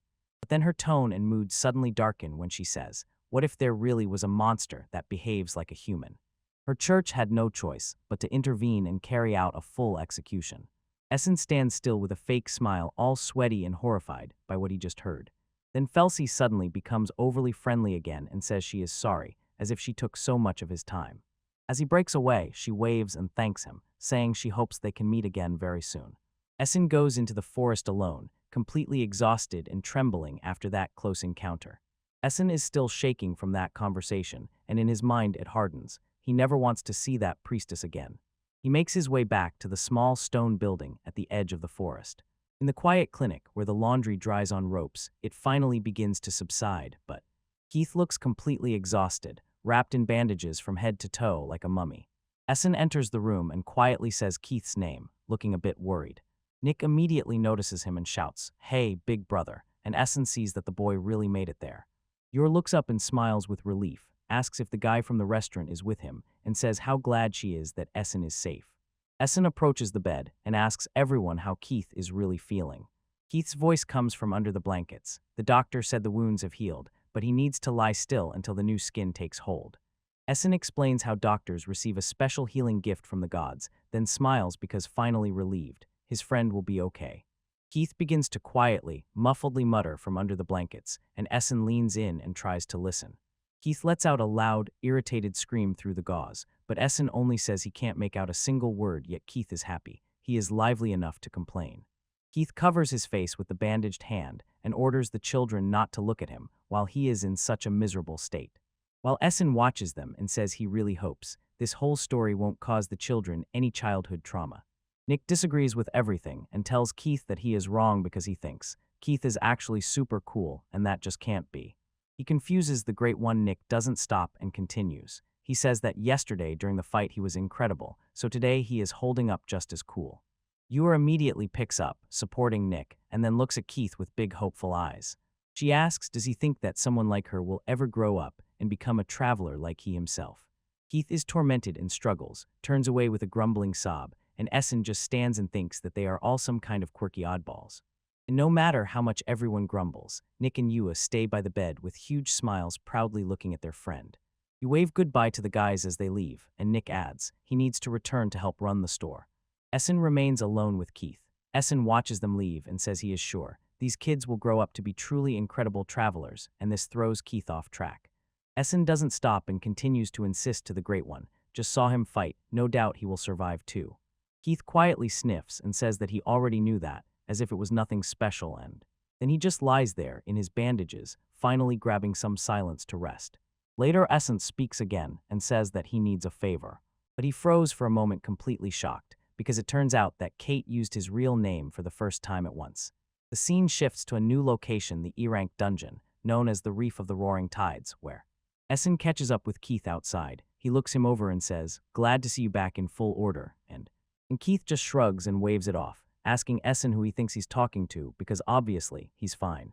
Kate warns Essen, "Keep your head in the game while you move," but Essen just grins and snaps back, telling Kate to put it all on him because they head-on crash into a giant monster, a one-eyed beetle that looks like it's about to smash them both. The creature is covered by a giant burst of energy. Water and debris scatter in all directions, as if an explosion tore through the very air. The flash of the frame flips the scene back to the hospital, where someone is calling Essen's name.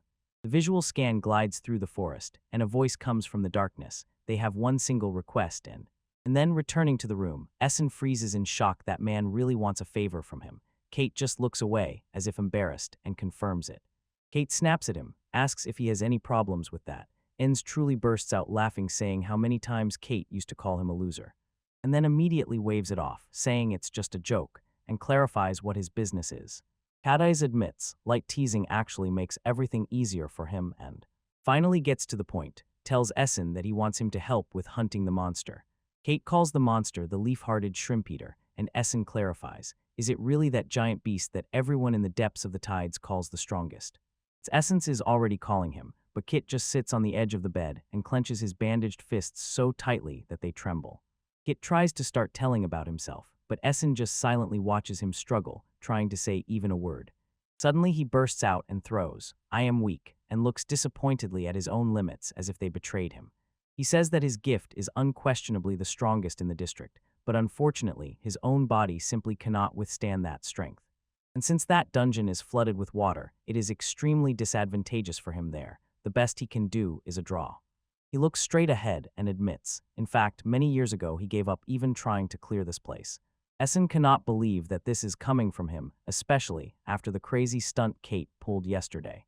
Sternness appears in Kit's gaze, and he begins to explain why he resorts to provocative actions. He cut off Essen, saying that simply seeing that monster reminded him of his hometown, and that's all. Kit clarifies that he does not think anyone released these monsters on purpose. It's just that he has already seen a monstrous invasion on that wiped his entire village off the face of the earth. Essen listens silently while Kit explains exactly how it happened. Kit apologizes for bringing it up, but Essen tells him not to worry at all. Keith continues, saying that, although his home was definitely destroyed in this chaos, there was at least some bright side to the whole story because, even after all that destruction, not a single person died. He looks back and realizes that it was all thanks to one brave traveler who saved everyone. He was wounded so badly that he had to step down from the task, but he could have stayed in the game if he had just waited for help. But he chose something else, to save the people standing right in front of him. When Keith recalls this scene, a thought arises in his mind about how that man did not move an inch and single-handedly protected every villager. Keith glances at Essen and tells him that this is, in his belief, what true strength really looks like. Essen absorbs all this and smiles. Finally, he told Kit that this was exactly the reason why he responded that way when he himself became stronger. Keith lifts his gaze from the hospital bed and orders the boy to get that sheet from the leaf shrimp bountabecos. Because the boy gets a little confused and, unable to shake the strange thought in his head, repeats the monster's name, wondering why it even makes sense at all. The same variant ways Kate adds, if they tear it down, the guild will issue an award called Water Spirit's Blessing. It is a special power known for healing and reducing burns, exactly what he needs to get back on his feet, and the boy, without any doubt, beams a big smile and says the award sounds like it was made just for him. Kaif caught the boy, who was smirking crookedly, and immediately flared with irritation. He ordered an explanation of why he was making that silly grimace, but in a moment Kaif suddenly becomes serious and asks why the boy is really helping him so diligently. The boy just shrugs. He says he sees the same thing as everyone else. They both have the same spark burning, so they move forward. The boy manages to dodge a giant projectile, while the monster crashes into the water with a roar. Barely dodges the attack and breaks into a smile, suddenly realizing the thing is really huge but moves much faster than it seems. The cat grumbles that the slippery floor is a complete mess for him, and the boy dryly says, "Stop whining, he is slow after all." Kate frowns and stops the boy with a warning. If he messes everything up, then the horse will be theirs both.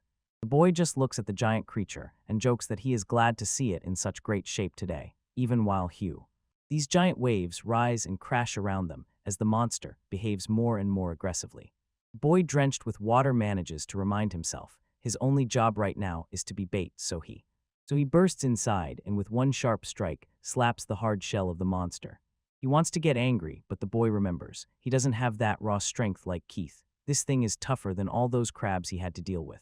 And he definitely knows Keith needs a minute to accumulate enough energy for the real final move. The strategy is simple. The boy will base it on speed. Step by step he will gather health from the monster and wear it out, and then Keith will come in and finish it. So the boy jumps from stone to stone, and the massive beast flies after him in a furious chase through the water. The boy gives no pause to his taunts. He tells the monster that despite all its strength, it can only move in straight lines. He confidently keeps this plan in his head and believes that dodging this thing will not be that difficult at all.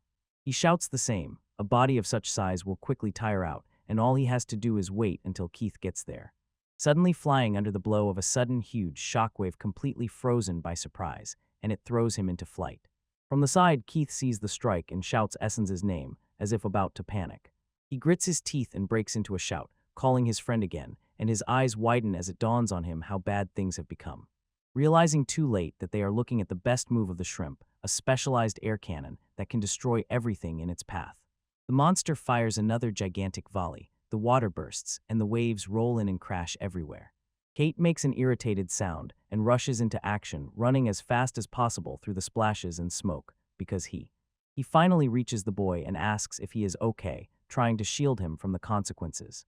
Caton freezes, staring into the distance with wide-open eyes, trembling with sweat. He just realized what trouble they got into. The boy tries to apologize for relaxing the guard, but Kit simply cuts him off on the spot and bluntly says, "You can't take the enemy lightly just because you're on the same team." Kate asks if the boy can still move. As soon as he hears "I can," he orders them to regroup as quickly as possible, explaining that he had to waste a flame charge to pull off that save and leave the boy in panic about what will happen next. The child looks around and asks if there is any way to replenish their energy right now, and says never, because another giant energy burst tears through the battlefield, and Kate has to abruptly stop on the move to seize the moment and slip out of danger. Kate hisses through his teeth. Now it will be truly difficult. The monster has decided to make him the main target. But he stops for a moment, catches a faint gleam of the beast through the smoke, and suddenly realizes something is wrong here. The monster does not take its single eye off them, it locks onto both immediately while reloading its weapon. And Kate notices, since there are two of them, it makes sense that the monster has two guns ready to fire.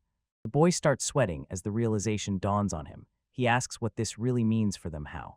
When the monster starts shooting at everything indiscriminately, Kit realizes this creature is targeting both of them simultaneously, trapping them. They won't be able to handle this anymore. To crawl through the mud, the boy barely muttered curses under his breath, trying to get ahead of the explosions. Completely exhausted, he understands they can't even rest and recover if the attacks keep coming like this. Kit keeps pushing forward, despite being covered in bandages. Someone shouted the name Essen while Kit was trying to.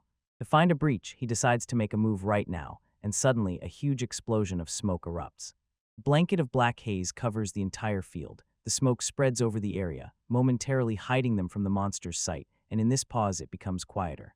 And finally the attacks stop. The boy asks in surprise if Kit's gift can really do that, but Kit just says, it's a distraction, it won't last long. They are basically heading for bankruptcy by playing too cautiously. He understands this, just hiding every time the monster shoots won't bring them victory. He only notes as soon as they run out of burn medicine, they'll have to call it a day. The boy just looks at the ruined clothes and agrees he really doesn't want to spend any more money on a place to stay. Kate pauses and looks at the boy, then asks if his gift really allows him to transform into any monster, but the boy just shakes his head. He says everything works differently. The parts of monsters he eats simply appear to him as new skills. And Kit thinks about how crazy this gift is, which steals and devours. He jokes that the boy might someday turn into a monster himself, but somehow it clearly rubs the boy the wrong way. He tells Kit to stop saying such creepy things, but Kif just gives him a serious look and says not to worry. He promises, if that ever happens, he will be the one to intervene and take everything upon himself personally. He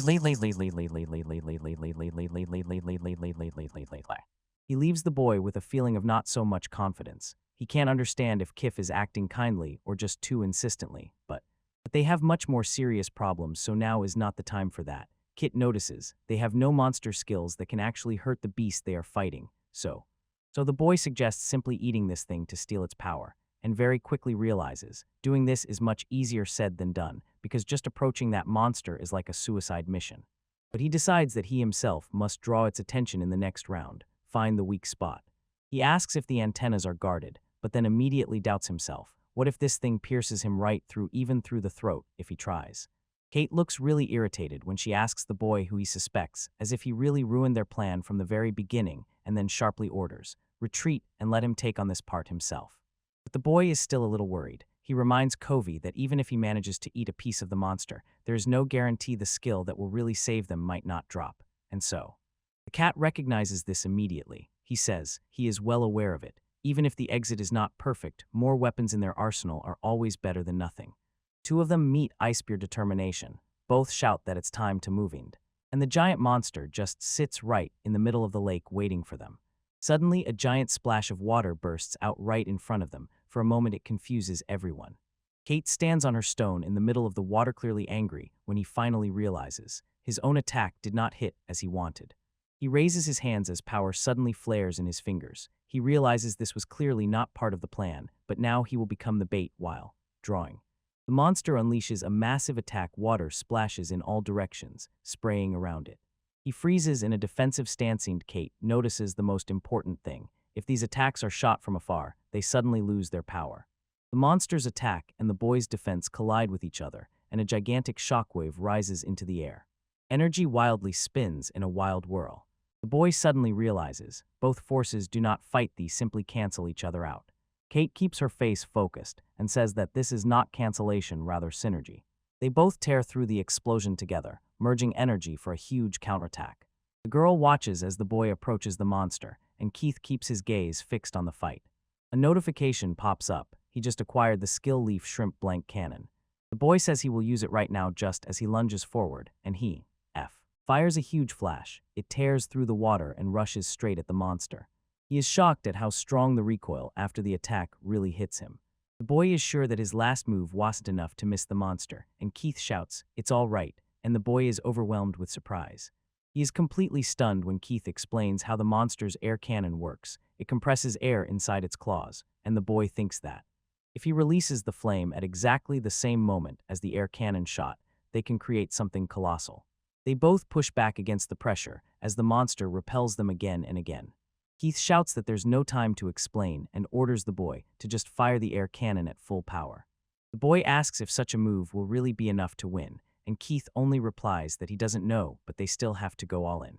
The boy makes a decision to trust him. He says he is in the matter because Keith tears his own power with flames, while the boy at the same moment releases his volley. Two forces merged into one giant line and struck right in the monster's chest. And this whole moment explodes so that it breaks a huge breach right through the center of the beast. Kate and the boy watch closely as their joint attack hits the target. The monster is blown apart by a super powerful explosion. The entire area is instantly covered with smoke.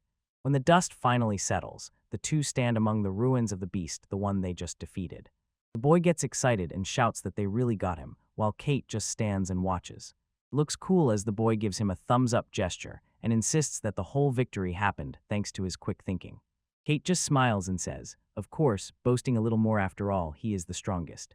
He sharply falls to grab the monster part and asks if these shrimp legs can really get him the blessing of the water spirit. He glances at the prize. It is slightly burnt from the explosion, but he decides it will still work. He lifts his leg to the sky and thinks about how exactly this will help him reach a completely new level. Kate asks what the plan is next, and the guy honestly admits he is in the red and has to go home because he can't even spend on in. The guy looks around and asks Kit what he is going to do now.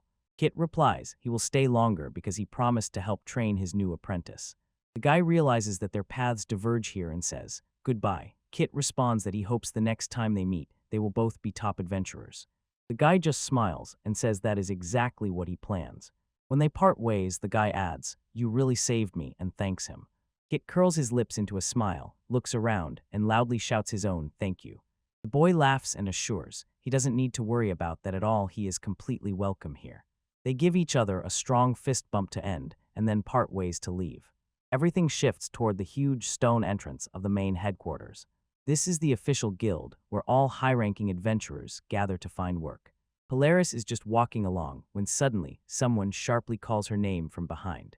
It's Wellness. He leaned against the wall and tells her that she looks simply incredible today. She doesn't buy this act and immediately asks if he was just lying, then waits for him to appear again. Wellness, a high-level adventurer of rank 73, just laughs and insists that everything happened by pure coincidence, but Polaris doesn't pay attention and orders him to stop following her because she is not at all interested in joining his party. She looks him intently in the eyes and says that he will only slow her down. Wellness just takes the blow, smiling, and replies that she is as tough as ever. He starts walking beside her and admits his gift is not about attacks at all, so maybe his personality won't suit her. Although he remains convinced that their different abilities will ultimately make them a perfect pair in battle. Then he becomes a bit more serious and says that the reason for his visit is not that at all, and Polaris immediately becomes completely confused. Wellness began to tell that he was recently very surprised. He noticed how she checked the rank board, then suddenly rushed down all the way to a lower district.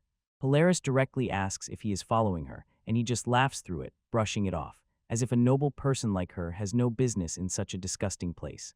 She pulls back, it's none of his business, and orders him to stop talking nonsense and just leave, but he just throws that look at her and asks if he really was following her. Wellness pauses for a moment, catching himself trying to remember if the child's name was Essen. And then he says he has never seen her make such a grimace. He leans closer and quietly assures, don't worry, because right now he is not going to do anything to that boy. He starts babbling about how people of high status should behave with more dignity, and she flies right into her face and orders, stop hanging out with those scoundrel adventurers, because of them all the high-ranking ones look bad. Wellness leans closer and whispers to Polaris that what she does next will determine what happens to that child, and Polaris just. She grits her teeth, and Wellness laughs in response and declares that maybe it's time to stop this trash talk for today. Polaris walks away without saying a word, and Wellness throws a shout after her. She really needs to think about it. Reminding her that his door is always open, he catches a look full of pure disgust as soon as she glances back.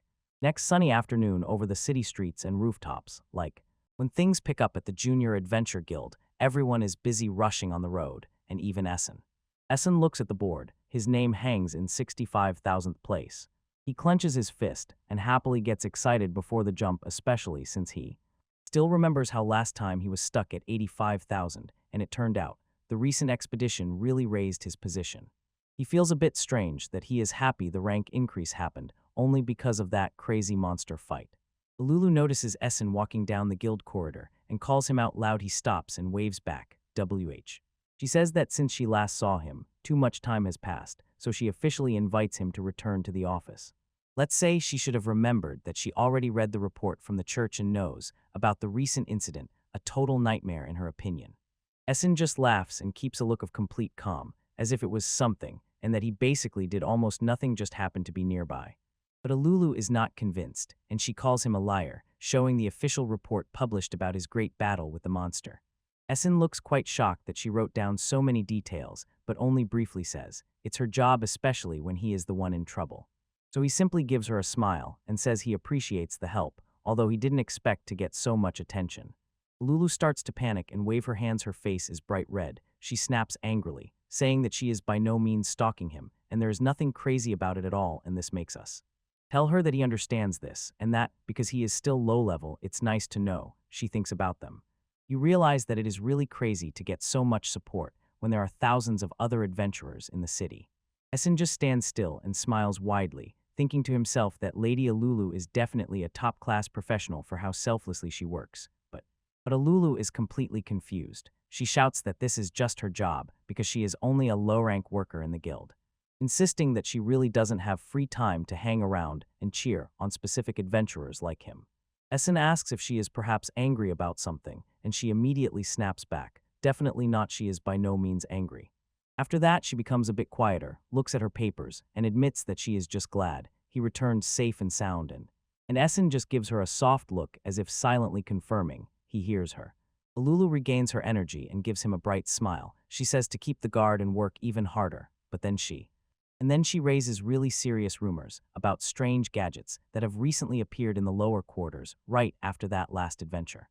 Essen agrees security here in this area is really lacking, so he tells her to be careful too, and she appreciates it. Until suddenly she pulls her head in and hides her face, awkwardly stammering. She needs to change the subject. Alulu, with a huge smile, takes out a notebook and shows a special report about the dungeon, which she compiled herself. Essen freezes with emotion. She did it with her own hands just for him, and she honestly admits that she chose places so that they perfectly matched his skill level. Essen is actually warmed up with excitement. He thanks her for all the efforts put into the guide. The top option, house and valley, a bunch of rough rocks and rivers, so it turns out to be just right.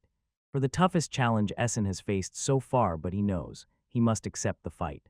Looking at the monsters circling in the air, he realizes most adventurers are not even capable of handling such a place, especially with the insanely wild terrain, where huge stone pillars tower everywhere. Essen makes his way through the stones, confident that his current gift will withstand anything that comes his way. Suddenly, a giant bird monster tears down from the sky like a stone. It grabs someone, and the victim screams, "They'll eat me, they'll eat me." And then it turns out, it's a girl with a wildly crazy expression on her face. She screams, as if she herself is about to eat someone. Essen notices a few more travelers far away and immediately gets scared. It seems they are about to be attacked. Just at the moment when the wild bird girl bursts from the spot and is carried into the sky, she screams nonstop all the way. Essen identifies the monster as a falcon in the valley and understands standing still is not an option. He must save her. But as soon as he tries to move, nausea suddenly overwhelms him and he clutches his head in pain. He realizes that he still hasn't gotten used to his new eyes, so he forces himself to turn off the power.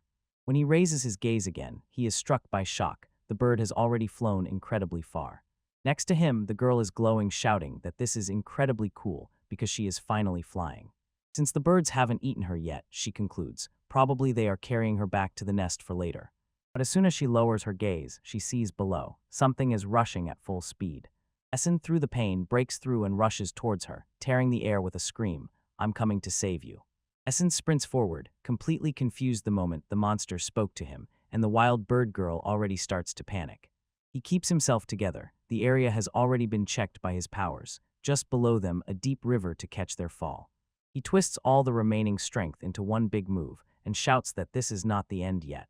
He calls his wing skill to activate and, swinging, releases a huge arc of energy into the air. The strike lands precisely on the giant bird's leg. The girl doesn't even have time to realize what happened. Everything shakes as if they are one. Essence shouts out his sharp claw attack and slices through the monster bird, making it scream, and the girl finally loses balance and starts falling rapidly down all the way to the bottom of the canyon, screaming at full volume. She freezes in complete shock as the bird's claw tears its flesh, and blood sprays everywhere like a fountain. At that moment, a system message appears. He won Falcon's silver wings. Essence sees this and immediately understands what it means. It's go time, and they both disappear in a bright, flashing burst as they fall.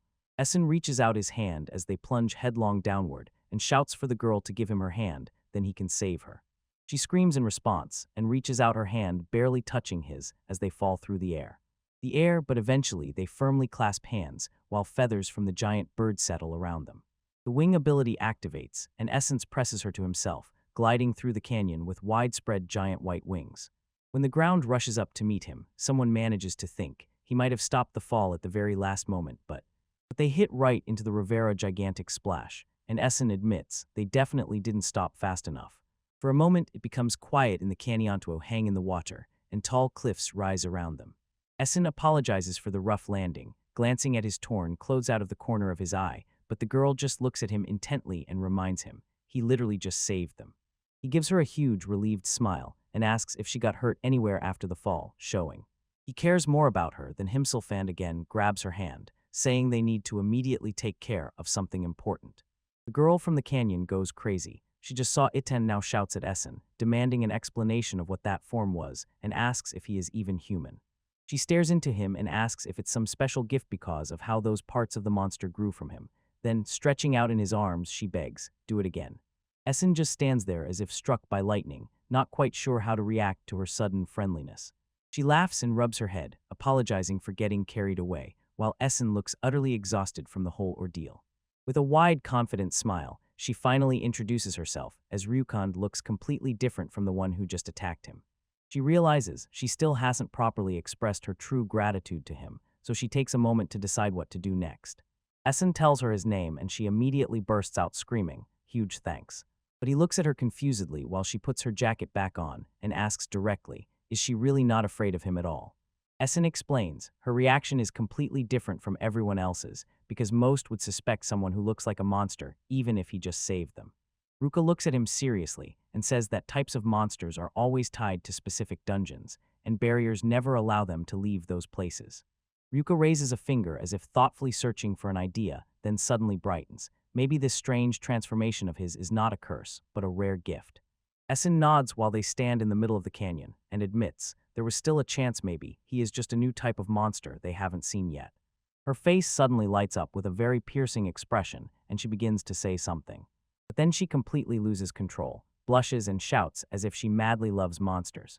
Essen looks absolutely scared while telling him that she wouldn't care at all if he really turned out to be like that. He freezes in place and stares at her with pure disbelief, as if she says she actually wants to become even closer to a man-eating monster like him. She is almost choking with joy, telling how cool they are, how their bodies are designed for hunting, and that their appearance is simply irresistible. She even admits she previously let him catch her just to get a better look at his form, and she absolutely doesn't care what happens next. Yesin tries to walk away and ignore it, but she keeps staying right behind.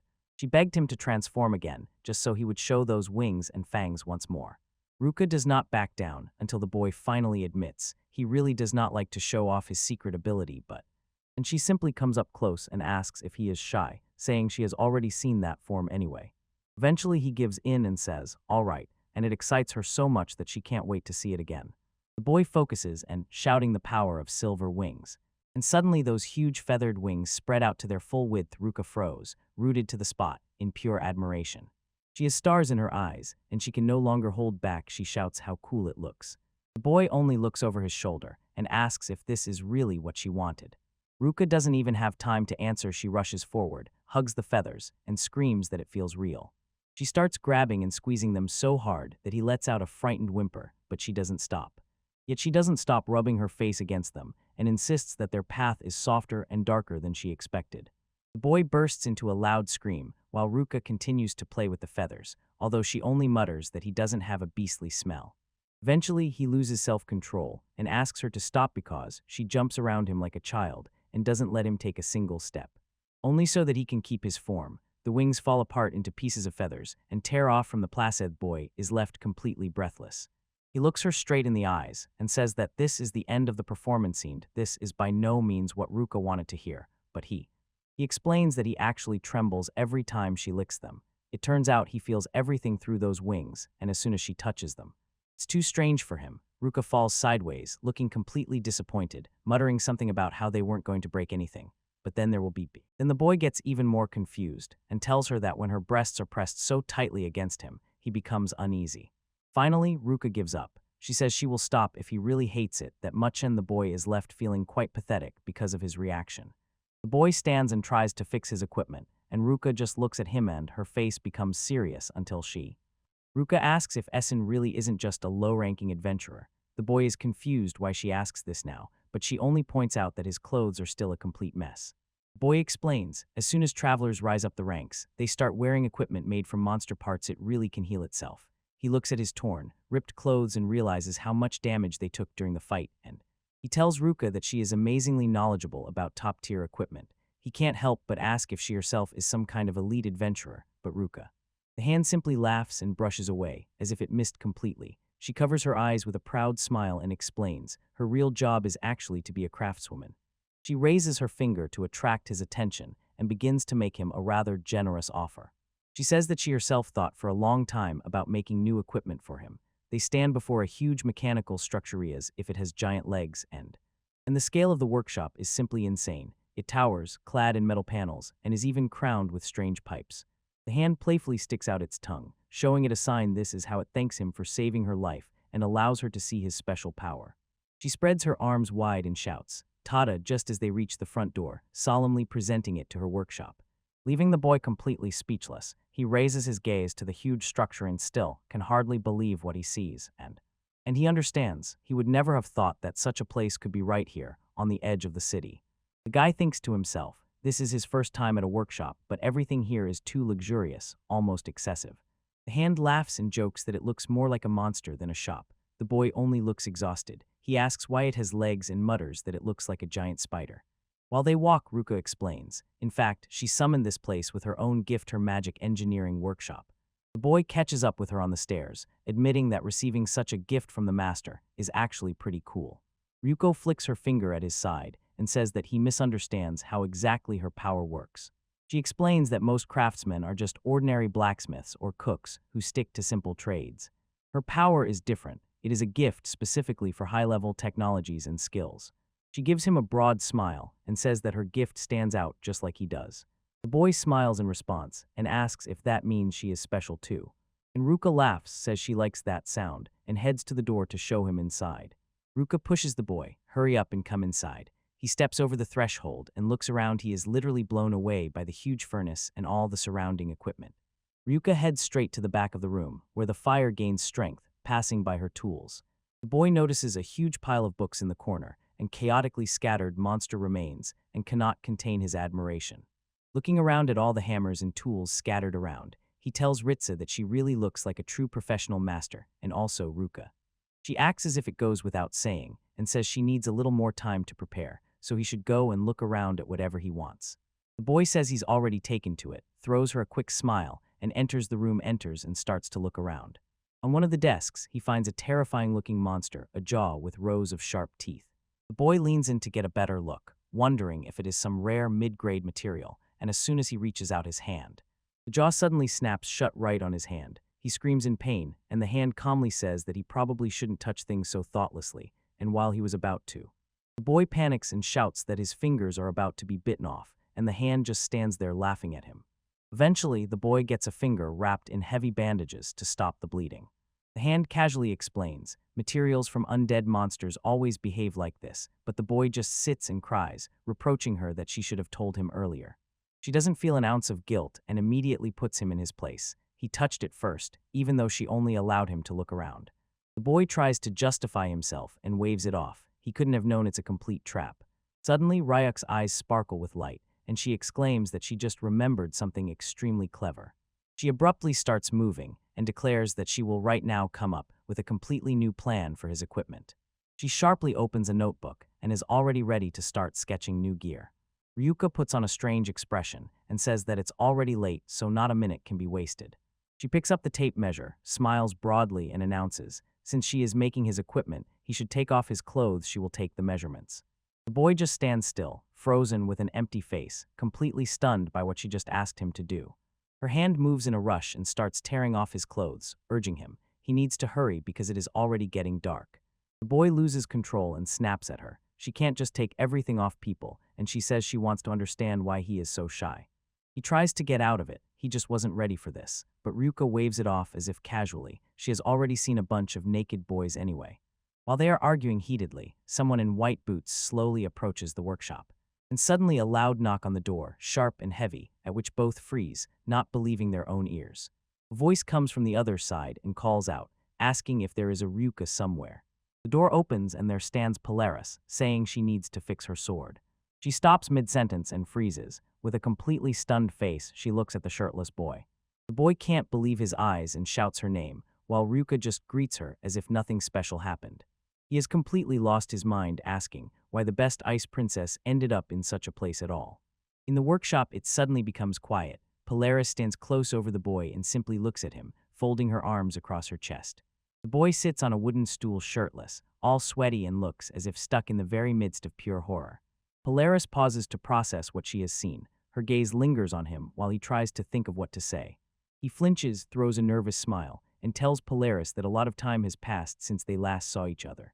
But Polaris does not catch any friendly tone at all. She looks coldly and cuts in that, probably, that is true.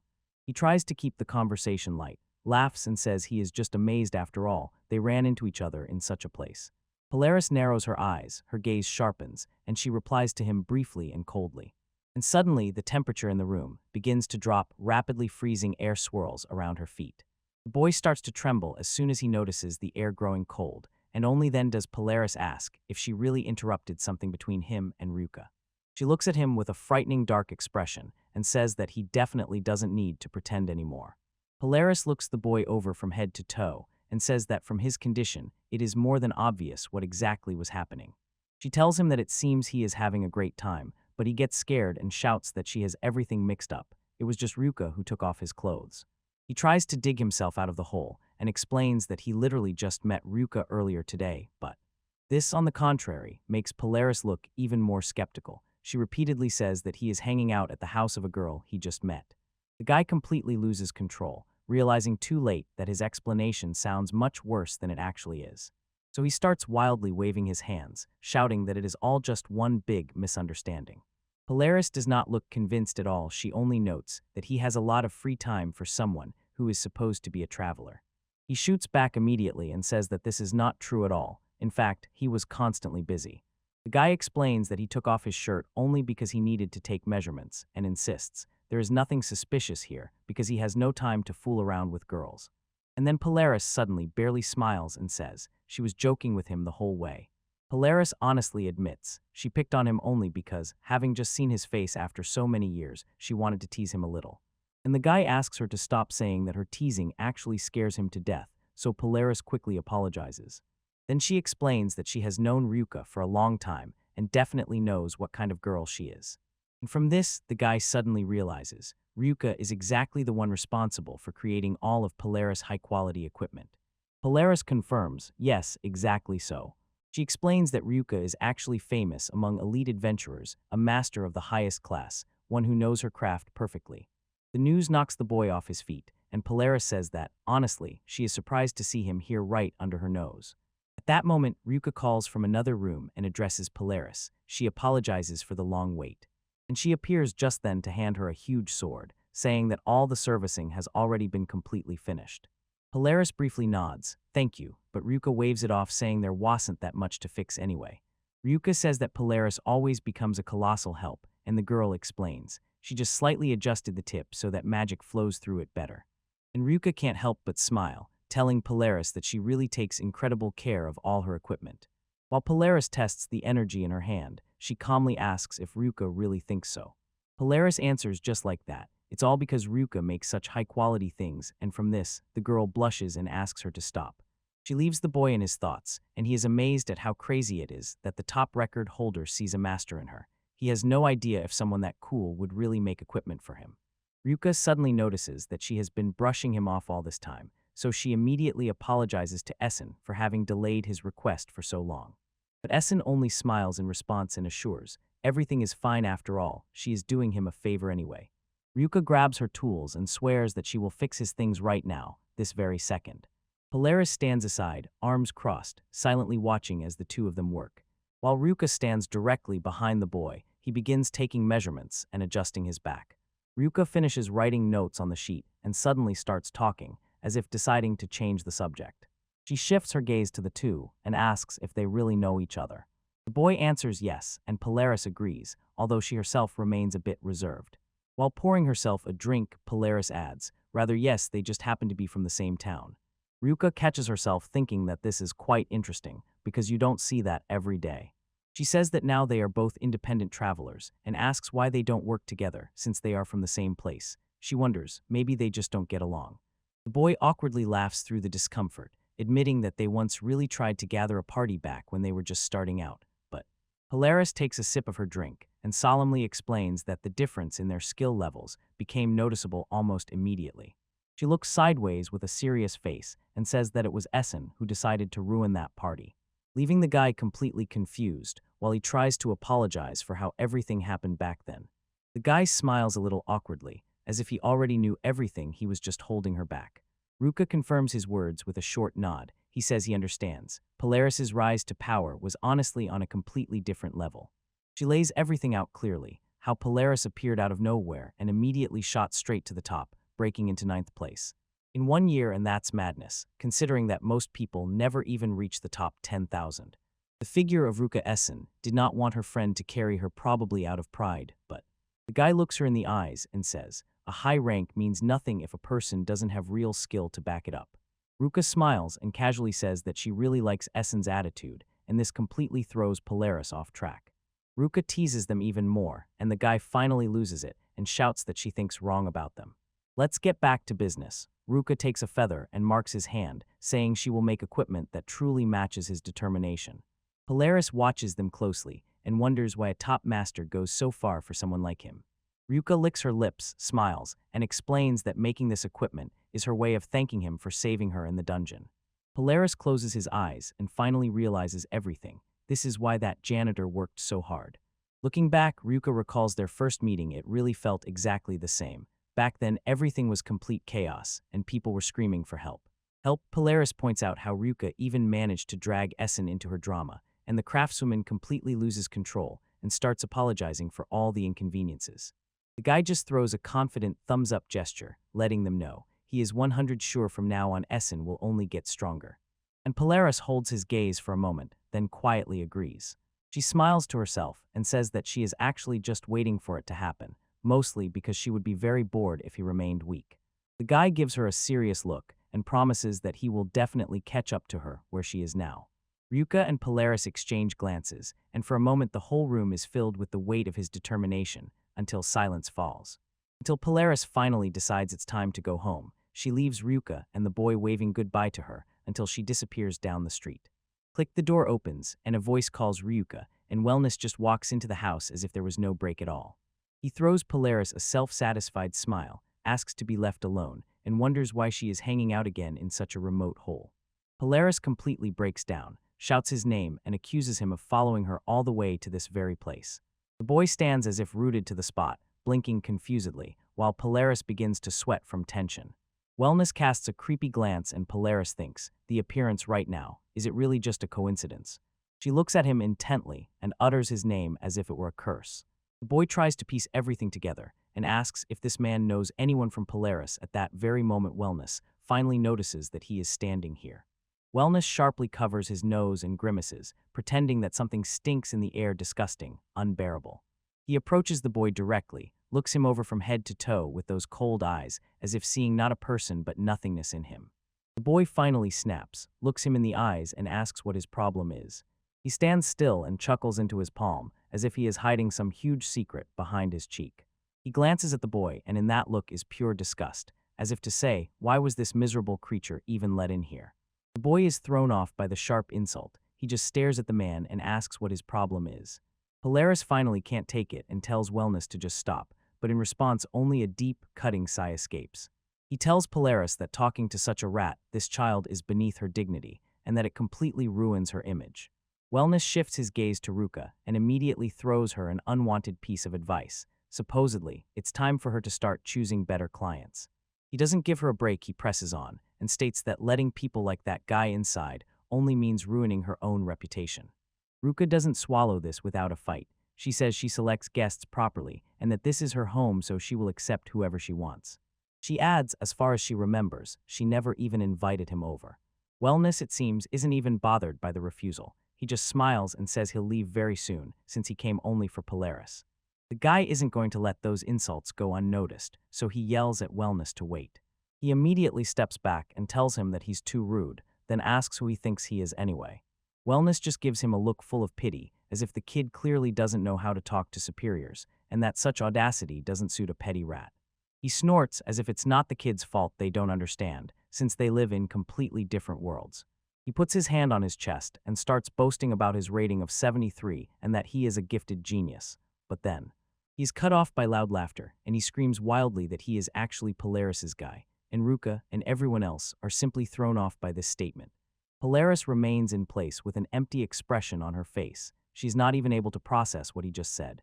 The boy himself is also in shock. He freezes and looks at him, as at a fact that has turned his whole world upside down. He panics, asks what is happening, and his gaze darts around until it returns again to Polaris to check if all this is true. Polaris is already soaked with sweat. She only looks at Wellness and tries to figure out what game exactly he is trying to play. Polaris is completely confused. Her hair covers her eyes as she tries to gather her thoughts. She clearly understands if she does not support the story, everything could fall apart, and something irreparable might soon happen to the boy. Wellness just hums a melody to himself, and he walks away like the king of the whole world, while the boy stands still and says nothing. Polaris stays behind and looks physically ill. She tries with all her might to say at least something. She lets out a trembling breath, standing next to the boy who looks completely broken. Eventually, the words push through her, and Polaris says that everything Wellness said is actually true. The boy only mumbles that he understands it. He tries to stay calm, explains to her that they are no longer children, so he supposedly had guessed such things happen, although he is clearly dying inside. Polaris literally shakes. She covers her face with her hand and barely keeps herself together. Meanwhile, Wellness again behaves arrogantly and raises his gaze to the sky. He twists his collar, playing a real drama duck, and at the same time tells them that this is exactly how it is as it is. Wellness tells the boy, as soon as he understands everything, he will never show them his ugly face again, and he takes Polaris away, leaving the boy behind dust and a trace. The boy has such a look in his eyes as if his heart was ripped out by the root, but Wellness does not care. He calls Polaris and orders that it is time to go home. A lonely road sign stands high in the middle of the silence of the field. Time passes, and quiet smile laughter tears through the night silence, and then someone bursts out with loud laughter, laughing so much that it spreads throughout the area. Polaris looks down and tries to see in Wellness whether he is really satisfied with how everything turned out. She quickly aims, criticizes for immaturity and terrible taste. Wellness does not even flinch. He says, of course, he is happy, and asks if she saw that pathetic expression on the child's face. He sticks out a grotesque smile and declares that today he actually saw something special. Polaris answers him straight to the forehead. Essen is not the type to break Wellness. He just laughs and brushes it off as if it were a joke. He moves closer, smiling smugly, and says, if you don't break down, then would the child really look different, as if it really hurts. Polaris's eyes narrow as soon as she puts the puzzle together. This very guy, who made a mess here, behaves the proudest. She steps back, unable to hold back bitterness, and admits that even the fact that she once agreed to such a stupid lie makes her feel like a complete failure. She says that usually she would just get him out of the way right now, but she doesn't want to have to answer for attacking another adventurer. With hatred casting a glance over her shoulder back, Polaris cuts. No chance she will lose her gift because of a petty loser like him. She leaves him one last warning: let him definitely not underestimate Essen. Polaris is staring intently into his eyes. There burns a pure fire. She says that Essen will reach the summit. Alone, she is dead set. It is a promise they made to each other. And then she comes right up to him and hits him straight in the face with words, swearing that she will take all that trashy energy emission he releases and throw it right back at him. Does he even look worried at all? He just stands still with that annoyingly petty smile.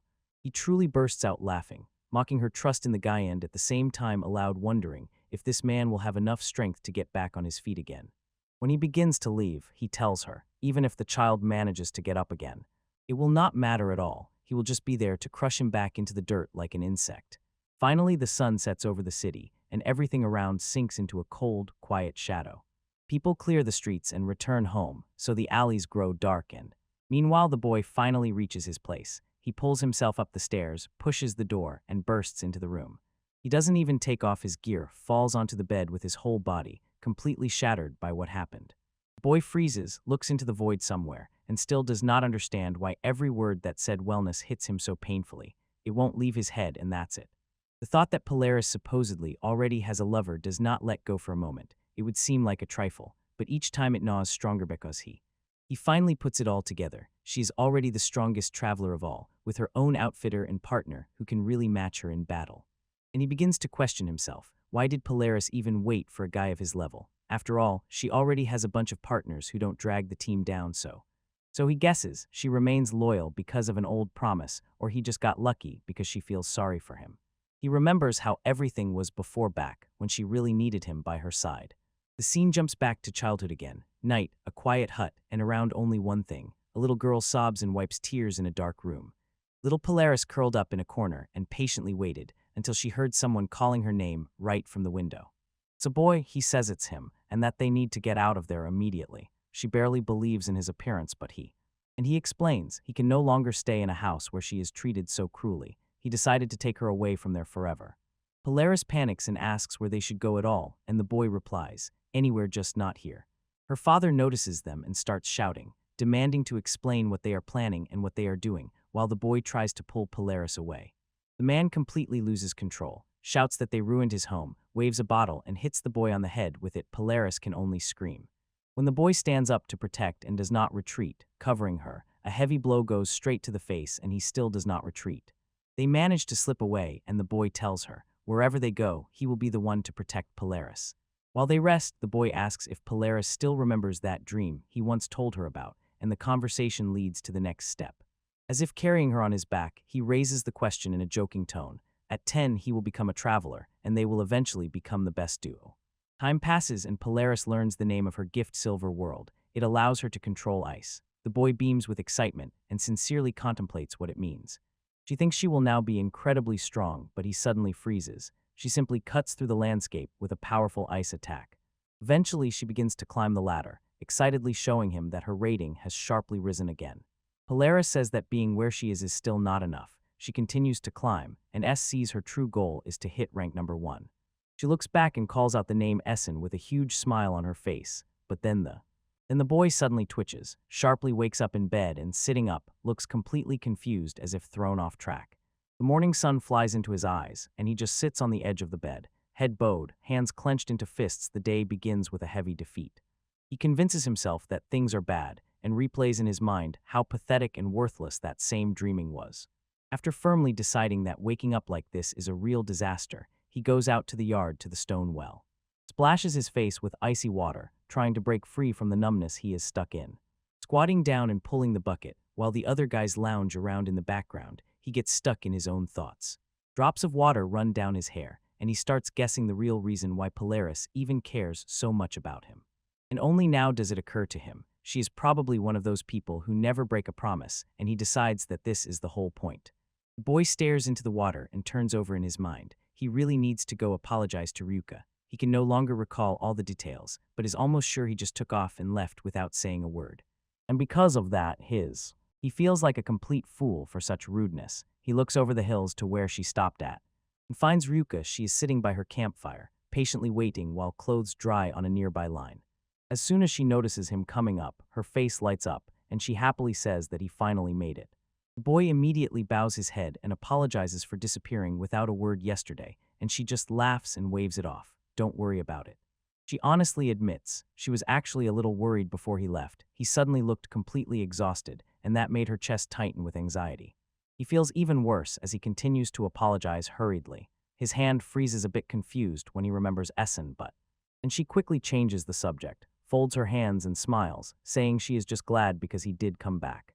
She lifts the same tool he talked about yesterday and says everything is already ready. She asks to place it so she can see how it looks. The boy loses his composure and bursts out asking, how could this have been done so quickly, since he only told her this idea yesterday? Ryuka just laughs and says that as soon as she started, it was so fun she didn't want to stop. Standing nearby is the boy completely stunned. Can anyone really work that fast? He can't help but smile, thinking that Ryuka is truly on a completely different level than anyone he has ever met. And she waves her hand toward the table, declaring that the whole set is already ready and just waiting for him to try it on.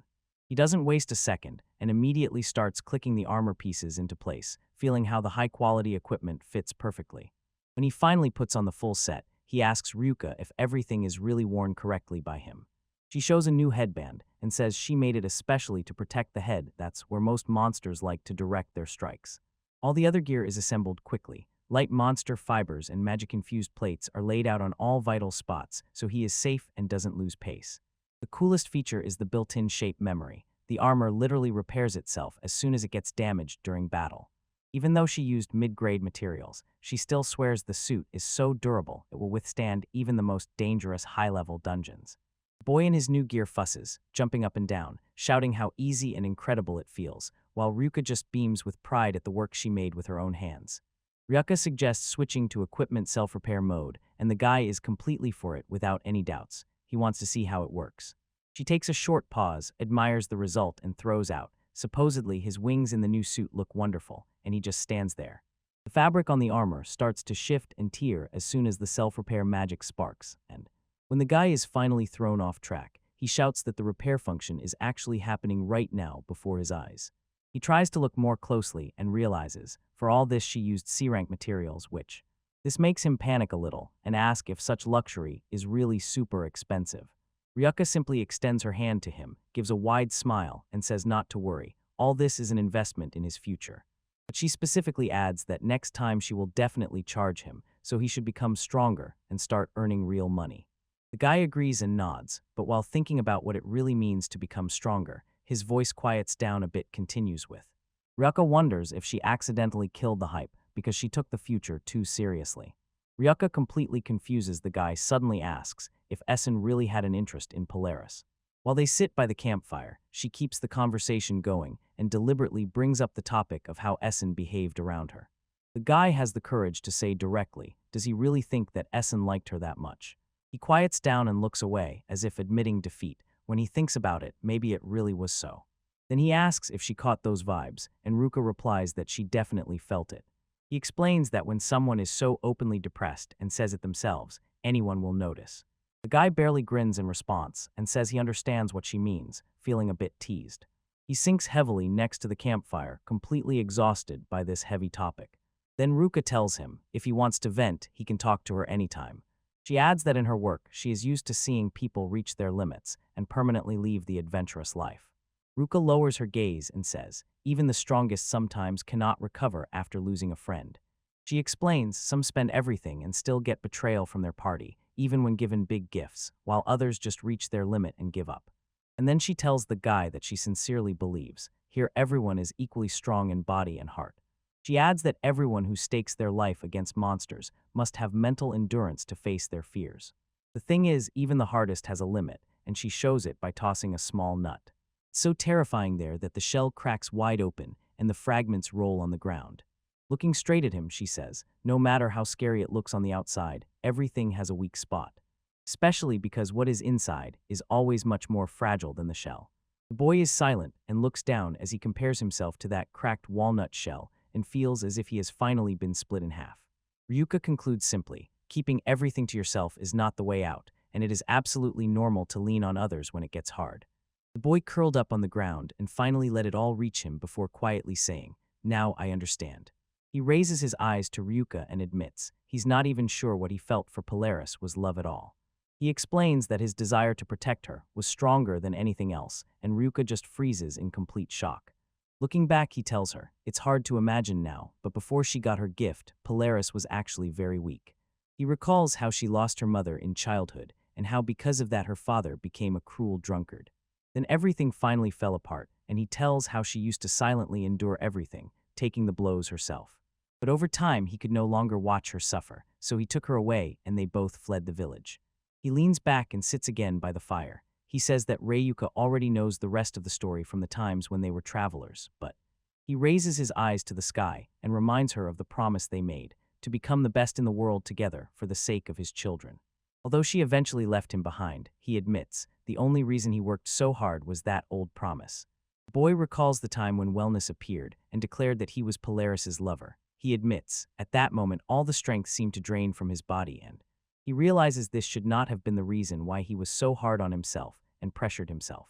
They both sit there in the silence of the night darkness and just watch the fire. Ruka breaks the silence and says she knew it. Without hints, directly, what he feels is pure jealousy.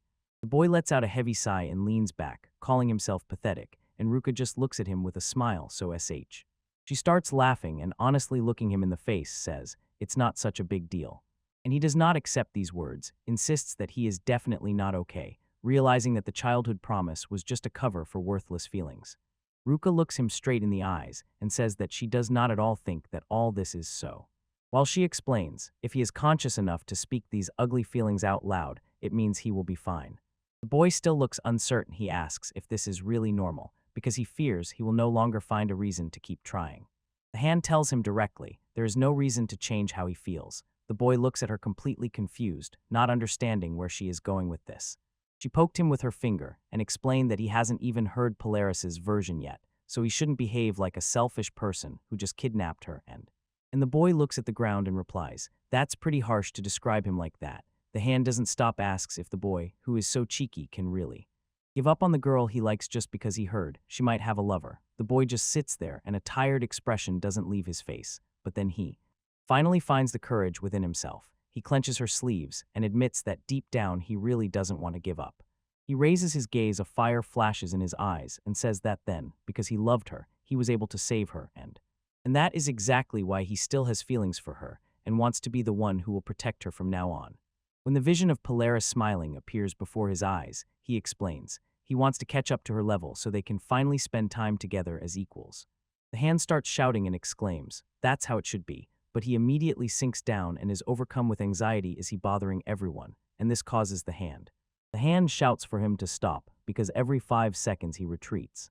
Ryuka playfully winks and points at herself, telling the boy, when Polaris drops him and he is left alone, he should just become her lover. The boy's eyes widen sharply, and he lets out a shocked scream. Her sudden, strange proposal completely throws him off track.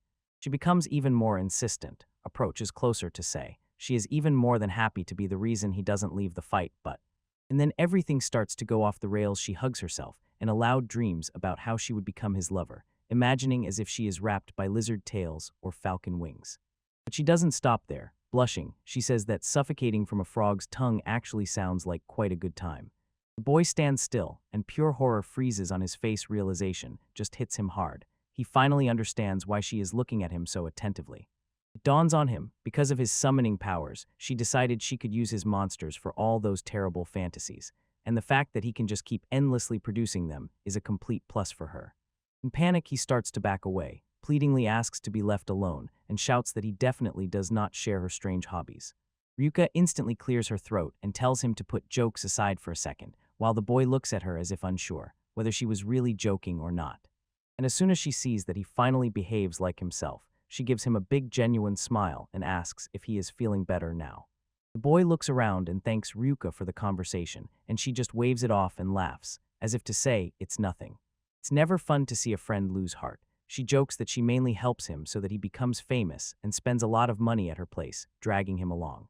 He immediately understands. She is right, he really needs to get back on his feet again. He glances at the campfire and agrees, feeling a new wave of motivation. He tightens his glove and tells her that he will give this adventurous business one more chance, and Yuka simply gives him a huge supportive smile. She is clearly glad to see that he is acting like himself again, so as soon as when he turns around to leave, she shouts after him, "Give it everything you've got." Immediately he bursts into battle again. In new gear from Ryuka, he jumps into the air and knocks down monsters as easily as if it were really nothing. He cuts through everything that comes his way. Training and new equipment have a colossal effect move after move. 3 weeks have passed since the moment he assembled his new gear, and he hasn't stayed in one place for a single day. Now he attacks every dungeon he comes across, fully into farming, taking the maximum new skills to eventually reach the top. He starts showing off the Tenku skill he got from Valley Griffin. Now he literally kicks the air to jump and spin in space. It's a complete revolution for his movement, and And he also mastered the evil eye of Wayland Basilisk, a power that turns to stone everything he looks at.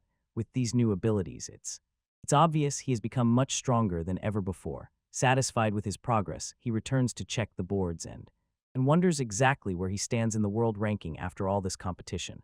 He finds his name on the screen, and he sees that Essen has risen all the way to rank 50,553. This is a colossal leap from where he started, and he understands. Only a few spots remain to break into the top 50,000. This will finally give him an intermediate rank.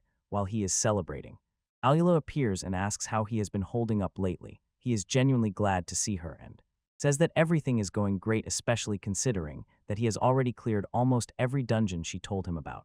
He is moving fast, so she.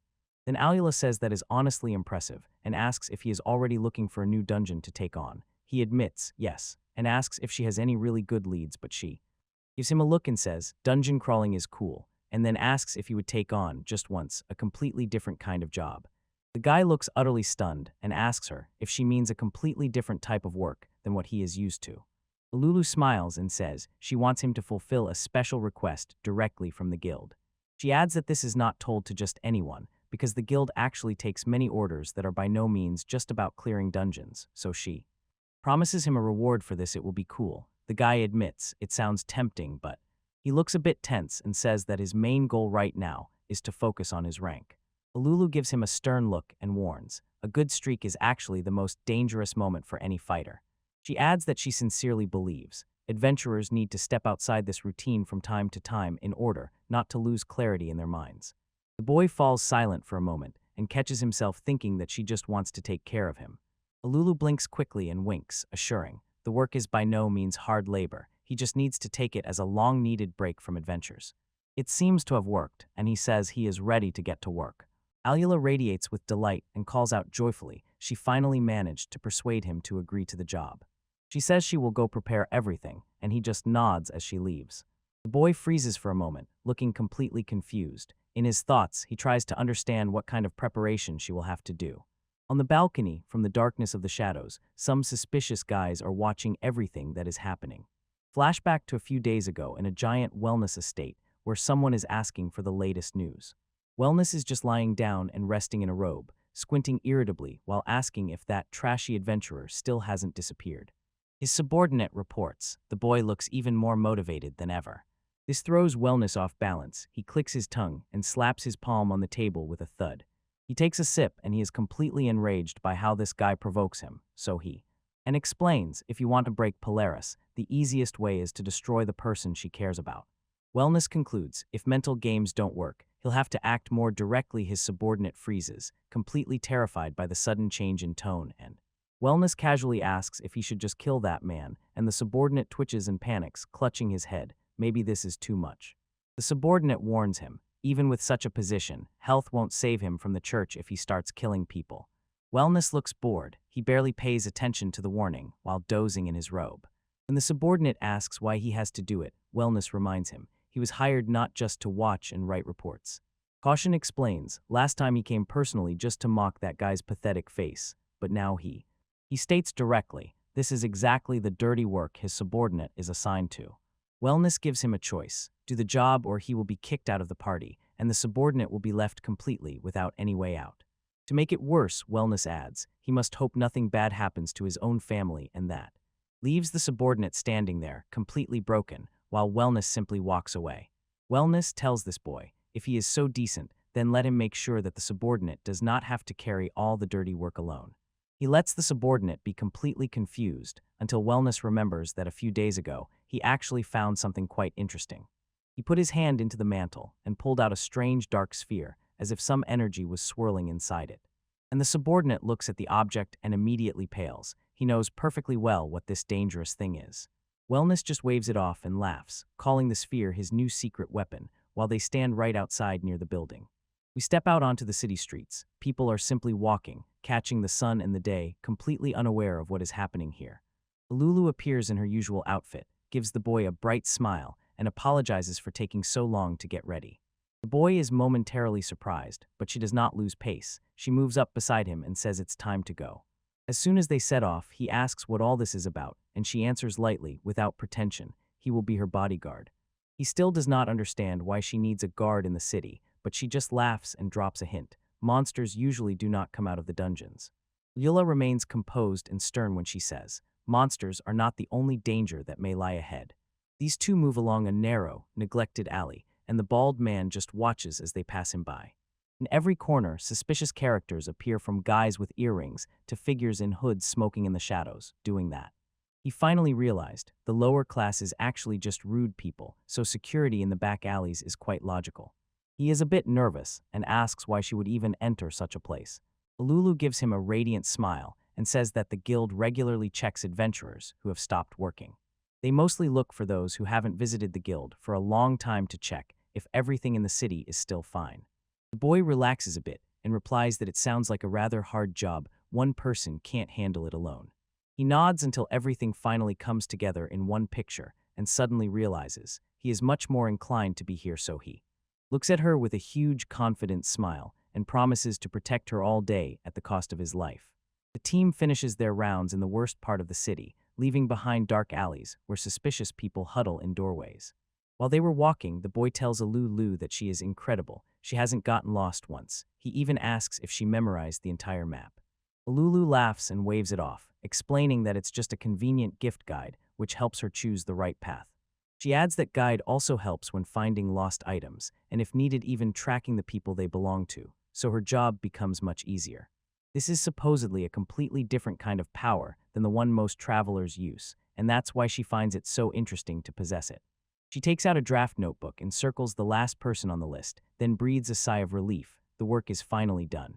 Turning back, she says how glad she is that everything went so smoothly, and the boy just replies that it's all thanks to her own efforts. He tells her, just say the word if you need help again, and Alula gives him a huge smile, as if to say he can definitely count on him. She thanks him for the help today, and he just waves his hand and asks that she be safe on the way home. Alula thanks him once again for such kindness and waves her hand at the end as they each go their separate ways for the night. The boy waves his hand friendly as he and Lulu finally part ways, each going their own direction. He thinks that since he's already out, he might as well grab some supplies on the way home, so he turns back toward the shops. The sun begins to set over the city rooftops as he finishes his errands and leaves them behind. The boy walks back to his place with a bag full of new gear and daily essentials, thinking it was a normal day off, but just as he reaches the door, he freezes. A strange note is pinned to the tree right in front of him. At first, the whole story annoys him a bit. It seems some kid is just playing a prank on him with the rental house, but the message dryly states that they have already caught the receptionist girl he was with and orders him to get to the old warehouse in the back alleys if he wants to stay alive. He freezes over the paper for just a moment, completely stunned by what is written there. So, only when it dawns on him that this might be serious does he take a closer look at the letter and at the small thing that remained with him. He pulls out a hairpin, recognizes it as the same one Lulu used to wear, and this immediately turns everything inside out. She really was taken. The boy doesn't waste a second and rushes out of the house headlong, scattering grocery bags and a postcard as he speeds down the street. In panic, he shouts into the empty air, begging to know what could have happened to Lulu, and keeps running. Eventually, he reaches the outskirts and stops in front of a stone building. Supposedly, this is the place mentioned in the note. He surveys the silence in the alley and sees only emptiness as he heads toward the entrance.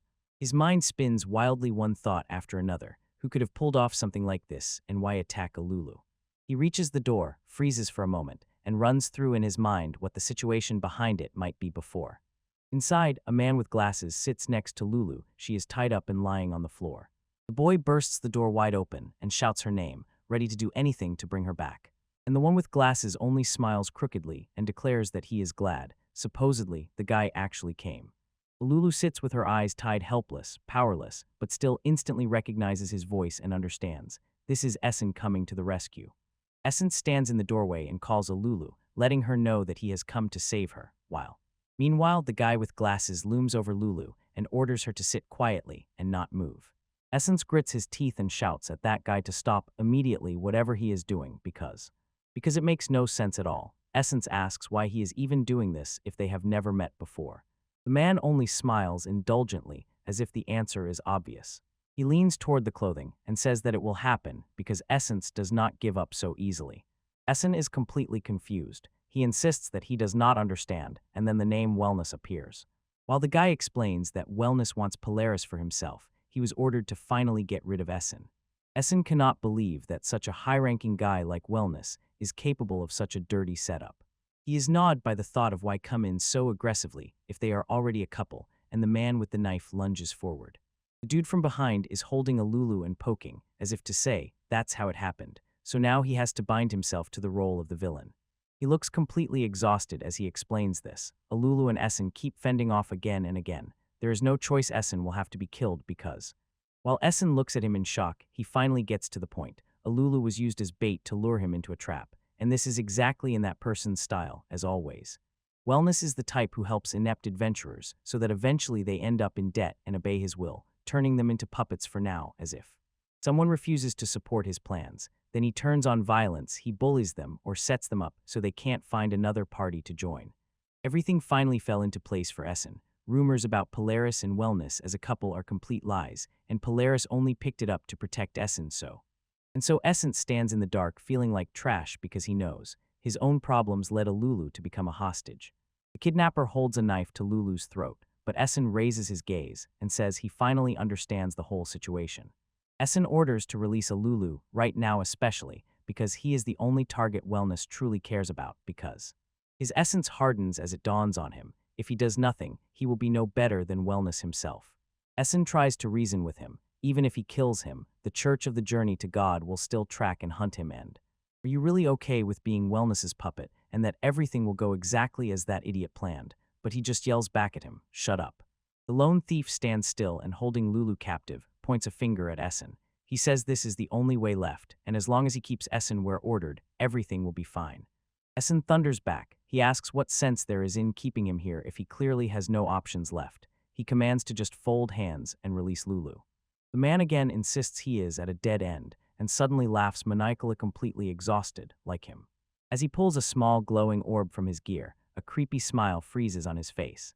Essen watches the strange object intently, trying to understand what it is as it begins to pulse with dark light. The man explains it was a secret backup plan that Wellness gave him. Inside is a special precious stone in which a monster is sealed.